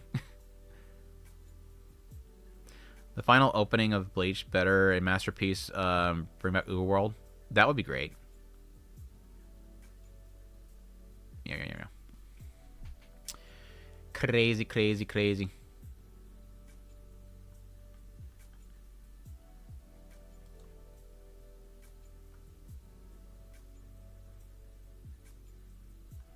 All your streams I've seen are just accidental. I'd like to be a regular. I'm sorry. Typically I'm trying to keep to this same time. Like what we're having right now, I'm going to try to keep to this being the same time every single week. So it's like, 1 p.m. Central Standard Time. I'm probably not going to do evening anymore. I think the afternoon is probably like a lot more comfortable for me, so I expect it every Thursday at 1 p.m. Central Standard Time. Gohan Anime needs to be trashed each list. I didn't want to bother with making a trash category, but it's pretty much trash. They could do My Hero Academia thing and bring back the band who did the Asterisk. Yeah. They give me a migraine just watching 2 minutes of the Gohan's anime. It needs control. Like I said before, I think the biggest problem that Gohan's has is that it needs somebody, a director or somebody that will keep them in check. Like, this is too much. You got to stop. I don't know if it's got to be that there's somebody that's involved with the team that thinks it looks cool. Like, it's like anything Gohan's anymore, it feels like that guy who just like comes in and like does something and then everybody just kind of goes, "Yeah, that looks cool, man. Yeah, that looked really cool. Let's print it." Like, they need somebody that says no. And I feel like they're all just saying yes. Everybody's afraid of telling the boss it doesn't look good. It's the Emperor's New Clothes. Gohan's is legit the Emperor's New Clothes. Where nobody wants to tell the Emperor that you're naked, dude. Tomb Raider King would be on my trash list. There's a couple people in here earlier that was liking it. So some positivity around it, not completely negativity. Is it 4 a.m. for Australia? Jeez. I had to double check that. I didn't want to say Australia instead of Austria again. I'm going to get in trouble for saying Australia instead of Austria again. Did you miss anything? Probably not. I missed smoking behind a supermarket put in A. I'll have to go back and rewatch what I missed while driving. I really like that one. Don't know why. And I smoke while like a chimney while watching. But we were talking about that earlier. Like that and chain smoking cats is probably really bad for anybody that's smoking, or if quitting, mostly quitting. I can't imagine. At least nothing was bad as handshakers.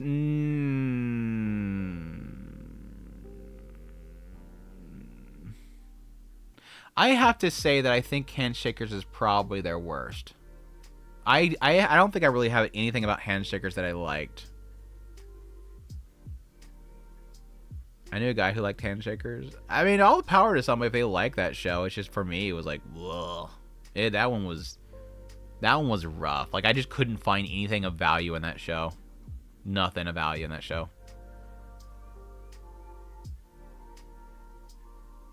DMC was literally brain dead.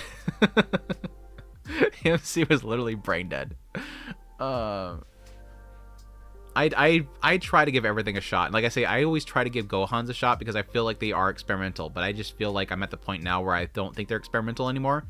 They're just trying too hard to be annoying.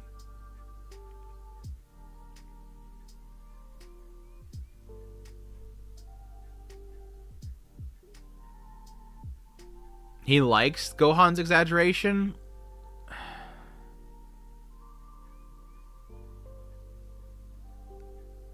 I just think it gets to a point where it's trying too hard.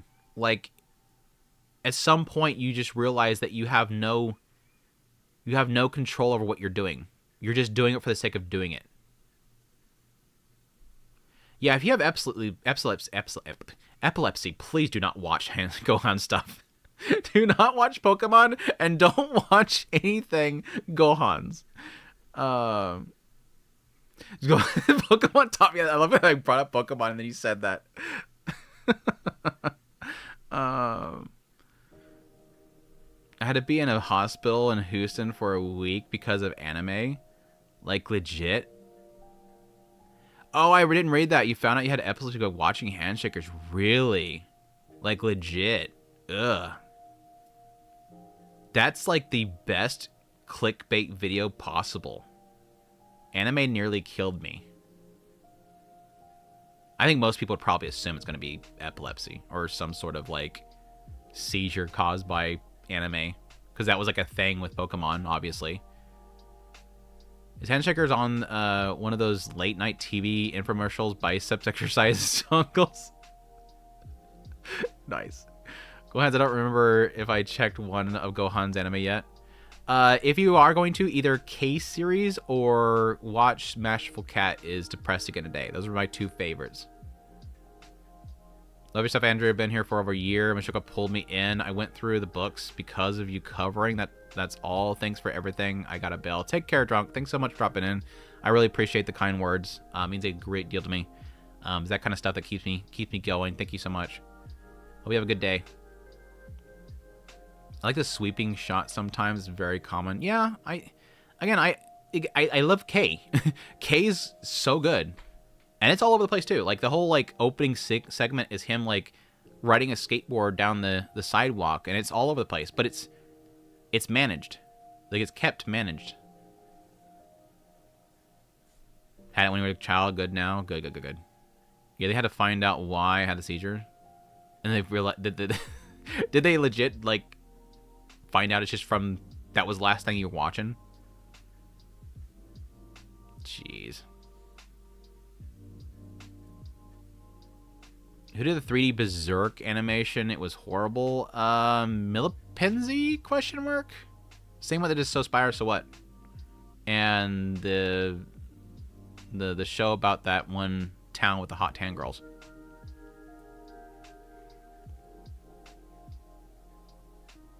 Still love Polygon. Polygon Pictures is good, if that's what you're talking about. It's not his fault. He's dangerous. I love the Case series. Best engine ever made. What? Honda Case series. Damn it. Shut up. Good joke, though. Gohan's revealing biological problems. Right. I guess it's good to find out now rather than later when you're like maybe driving down the street or something like that and something flashes you. If that works like that in some cases. Now, I guess it's getting an adaptation similar to the manga. Manhwa light novel that has already had an animation deserves another take. Claymore needs a proper adaptation. Redo it because they screwed up the ending. So the night in the hospital for a few weeks ago. Heart attack scare. Ugh, wasn't a heart attack, but I got a flu there and spent 2 weeks in bed. You got sick from their location? That's not good if they're not sanitizing well enough. That's scary. But I'm glad you're doing better. But no one complained of Gohan's takes on One Punch Man. In fact, they would praise it. They would probably do a better job. But again, it all comes down to budget. That all comes down to budget. One Punch Man is a situation of budget. It's not a situation of studio. Because JC staff can do a damn good job. We see that with Danmachi. Hunter Girlfriends would be S tier with more episodes. They skipped for the skipped chapters. They didn't animate. You've been on in the background. Heard Honda Case series. Oh my god. Yeah, Night Sidonia was great from Polygon. Yeah, Night Sidonia is really good. Ajin.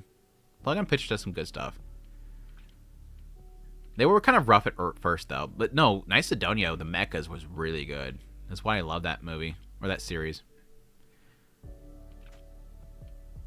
I love the Super Cub anime. Super Cub anime is so good. I want more of that.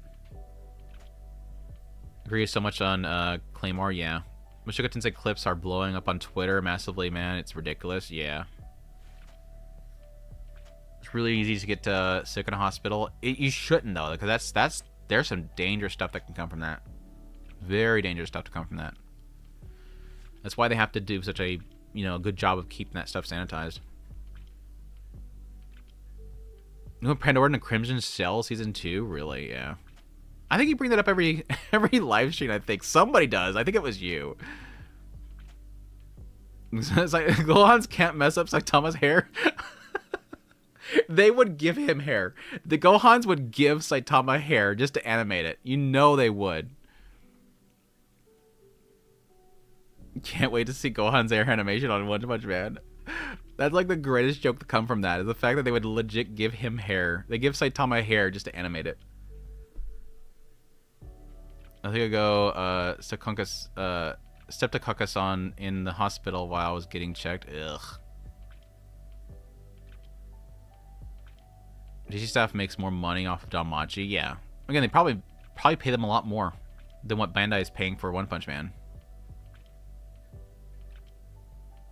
But again, I think there's a misunderstanding that One Punch Man is a gag manga and people expect it to be an action shonen manga. It does some good stuff, especially in the panels of the remake manga, the publication manga, but yeah.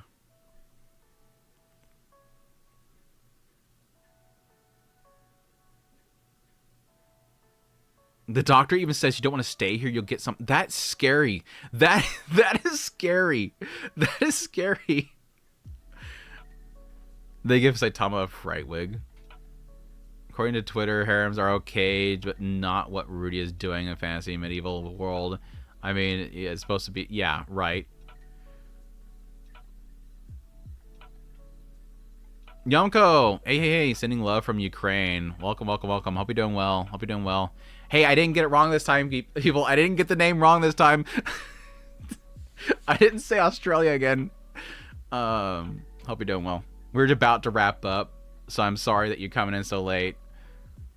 Okay, weird question. What is KyoAni's worst anime? I can't say, I mean, worst amongst all the anime they've done. I almost want to say the Park one.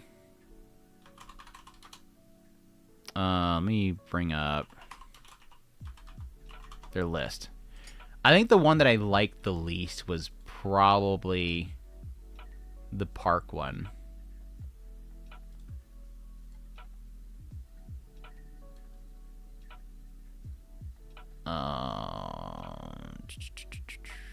I wasn't a big fan of Saturday season 1 either. But I love season 2. I love season 2. Season 1 just had like a lot of melodrama I didn't care much for.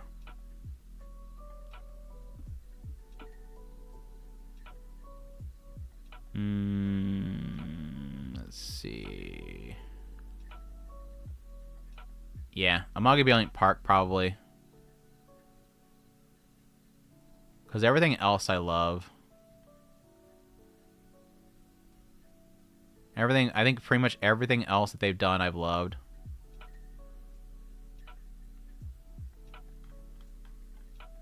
What was the first one I watched? That was actually Q&A and not them working on it in some other way. I think Air was the first one I ever watched. I think Air was the first Q&A show that I ever watched. And I love it, obviously. I adore it. I love Canon as well. I love Clannad. Then K-On! I love to death. Loved all of K-On! Nishi Show is legit like one of the best, if not the best comedy of all time, so I love that one. I love Beyond the Boundary. Love Too Neo Beyond Other Delusions is hilarious. I love it to death. And Tamako Market I love. Amagi Brilliant Park. Amagi Brilliant Park was probably the first one that I ever watched where I'm like, oh. Huh. No, I was saying earlier about Inuyasha and all those, they're like, I think they're co-pros. They're not necessarily that they're not animated by Kyoto Animation. They may have done some animation in it, but these aren't KyoAni shows. This is Sunrise. Kyoto Animation was a producer. So I'm talking about like stuff that they animated. Yes, I love Inuyasha and I love all those, but they're not Kyoto Animation's works. They're technically because they produced them, but yeah, they're not studioed.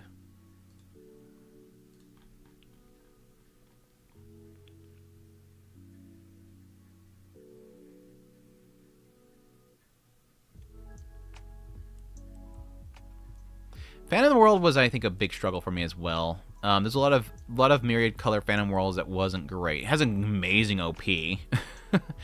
But yeah, I had Amagi Brilliant Park did not work for me. I bought it. I still have like the limited edition of it. I still bought it, but I wasn't a big fan of it. Sound Euphonium was incredible, but then Myriad Color Phantom Worlds comes out, and yeah, that one was not great. That one was not great. It had some good episodes, some fun episodes in it, but overall it was not a great series. And then, of course, Silent Voice is incredible. I had my fears of it because it wasn't a TV series, and I felt like it was going to skip some content, which it did. But I think the movie itself still turned out to be excellent. Kobayashi Dragon Maid's amazing. I love it to death. But Evergarden was amazing. Love it to death. Tsunade, again, I didn't like the first season because it gets melodramatic. It gets melodramatic. But then later on, the second season I love. Free I have not watched completely. I did like what I watched so far, but I'm not like super invested. I have it bought to watch eventually, but I have not seen it yet. Yeah, I love all Sun and Euphonium. There's a season, I think was it season 1 or season 2 of Sun and Euphonium that I didn't like? It was season 1. I didn't like season 1 of Sound Euphonium, but season 2, I fell in love with it, and it's been pretty much like one of my favorites of theirs ever since then. There's a bit of season 1 of Sound Euphonium that was very melodramatic too that I didn't care much for. Ribbons Girl.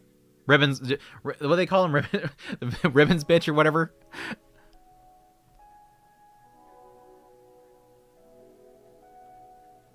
I've seen season 3 of Sandiphonium. Yeah, I've seen all of Sandiphonium. You can see the green buttons. Little green buttons is what I've watched.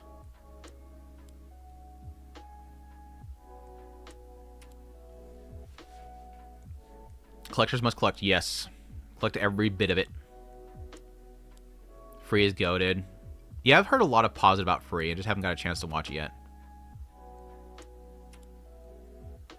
Lulu's Best Girl. Yeah.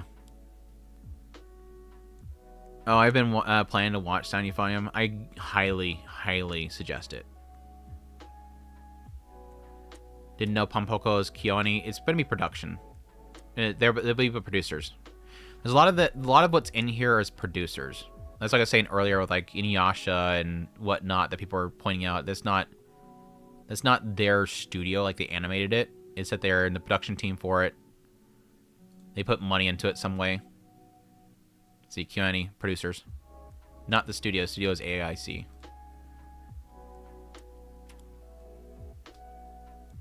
So yeah, you'll sometimes see listings from this stuff. I wish they would put down here producer or something like that. That would kind of help out. I know that Mal does that, which is kind of nice. I wish that AnyList did that. Say what exactly they're doing.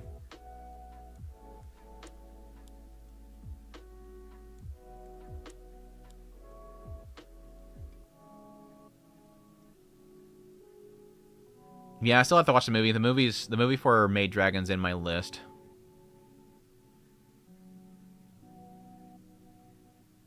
And did they make Blu-rays past season 1 for Sandiphonium? I'm not sure. My brother bought the first season. I still have it here. It's like right here. Fingers, this direction right here. It's right here. But I don't know if they did. I think they did a physical season 2. Another question: where does Ghibli go from here? I think right now with Ghibli, it's just based on whatever the whims of Hayao Miyazaki. I don't think there really is much of a. It's a company. It's still a brand, but I don't think it's like it's not like they have a staff there constantly.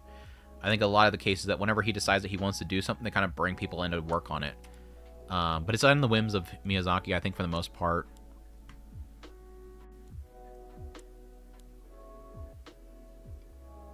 Chop snafu for Yui and her melodrama. Don't call Yui Gahama melodrama. Get out of here. Yes, he saw good shows. Yeah. Shout out to the lucky boy. Oh, for Luco. Means like I kind of lost his mind. I don't think we're getting another one. He's just old. He's tired. I think he's just old and tired. I will say that I think for the last movie that he made, I haven't even went to watch yet, just because I feel like he's in that realm now where he just wants to make things because he wants to make it a point, and it's all of his films. It's all of his film that he wants something to say. But I feel at this point I don't know if I really care to listen to him. I respect Miyazaki a lot, and he's created some of the greatest series of all time for me, like Kiki's Delivery Service, Princess Mononoke, but I don't feel like I have to see his stuff anymore.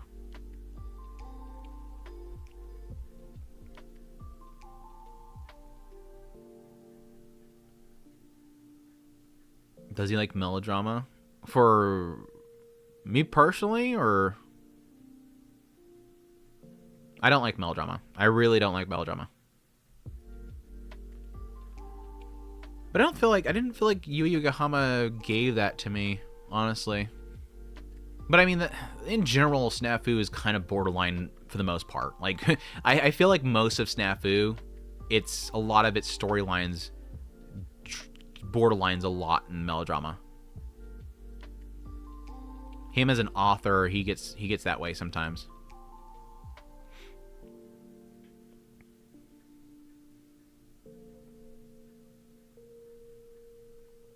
I've yet to watch anything Ghibli. Really? You've got some stuff to watch. That's cool. That's a positive thing. Like you have the opportunity to watch some great stuff coming forward.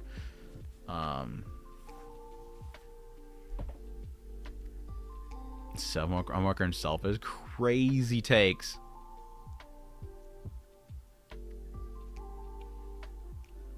He says a lot in his thoughts and while making it and why he's making it. Yeah, he's very open about his stuff. I think everything that he's made is preaching something. I don't know. I think for the most part, I've never really felt like he's beat me over the head with something. Except for maybe like Howl's Moving Castle. I felt like the first time I felt that was with Howl's Moving Castle. It felt like, okay, I get it. I get it. I get what you're saying here. Gotcha. The pilot one, maybe, was it called? The pilot one? Shoot. I'm blanking on the names of the other ones.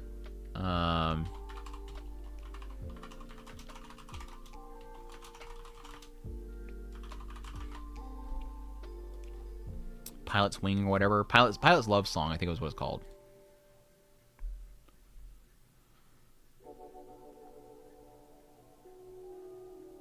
It's crazy. I haven't watched this stuff in a long time.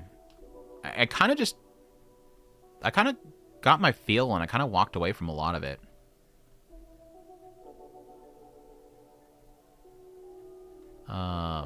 Shoot.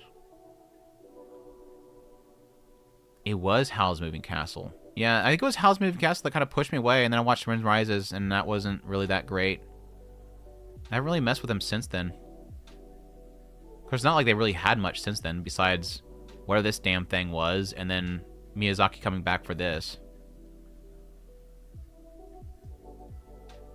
The studio is kind of a shell of its former glory, I think, in my opinion. It's just a shell. It's legit a shell.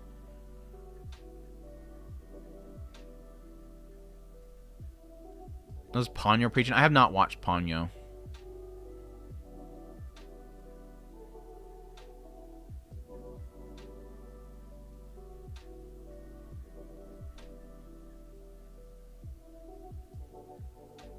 Wish that Pilot had another season. When you talk about Pilot's Love Song,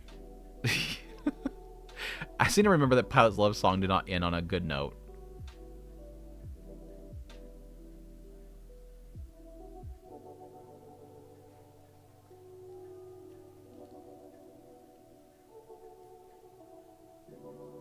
Anyways, I'm gonna call it. I had some good chat. Thanks, guys, so much for being here. It was a lot of fun. The conversation, like I said before, is usually what I come here for. I can make videos all week, but that's just me talking into the void. I love the live streams because I get to sit here and talk to people, and so even if it takes us forever to actually do what I plan to do, I'd rather spend it talking to you guys. So it's always a lot of fun chatting it up.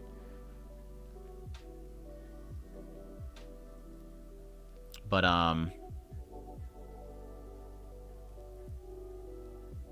enjoy Luminous tomorrow. We getting Luminous tomorrow? Are you spoiling things in the chat? Are you spoiling that we're gonna get some stuff tomorrow? Why must I work during the slime episodes? Rough, dude. Roughs. Avoid my feed then, because I'll probably watch it and get something up for that. I actually might do. I'm for sure doing slime tomorrow. I might make a video talking about the whole situation with Trash Taste and a group of Japanese users that are kind of calling them out, but I'm not sure. It's kind of in that realm of something that I think is kind of interesting to talk about, but at the same time, it is sort of getting in the, again, drama area, which I don't care much to get involved with, but I might make a video on that, but we'll see. But, I appreciate you guys. I really do appreciate you guys, your support, all that stuff. And again, to hit here and spend your afternoon chatting with me and yapping away. But yeah, until next week, until next time, y'all take care. Oh, I almost hit the wrong button. That's not the end button.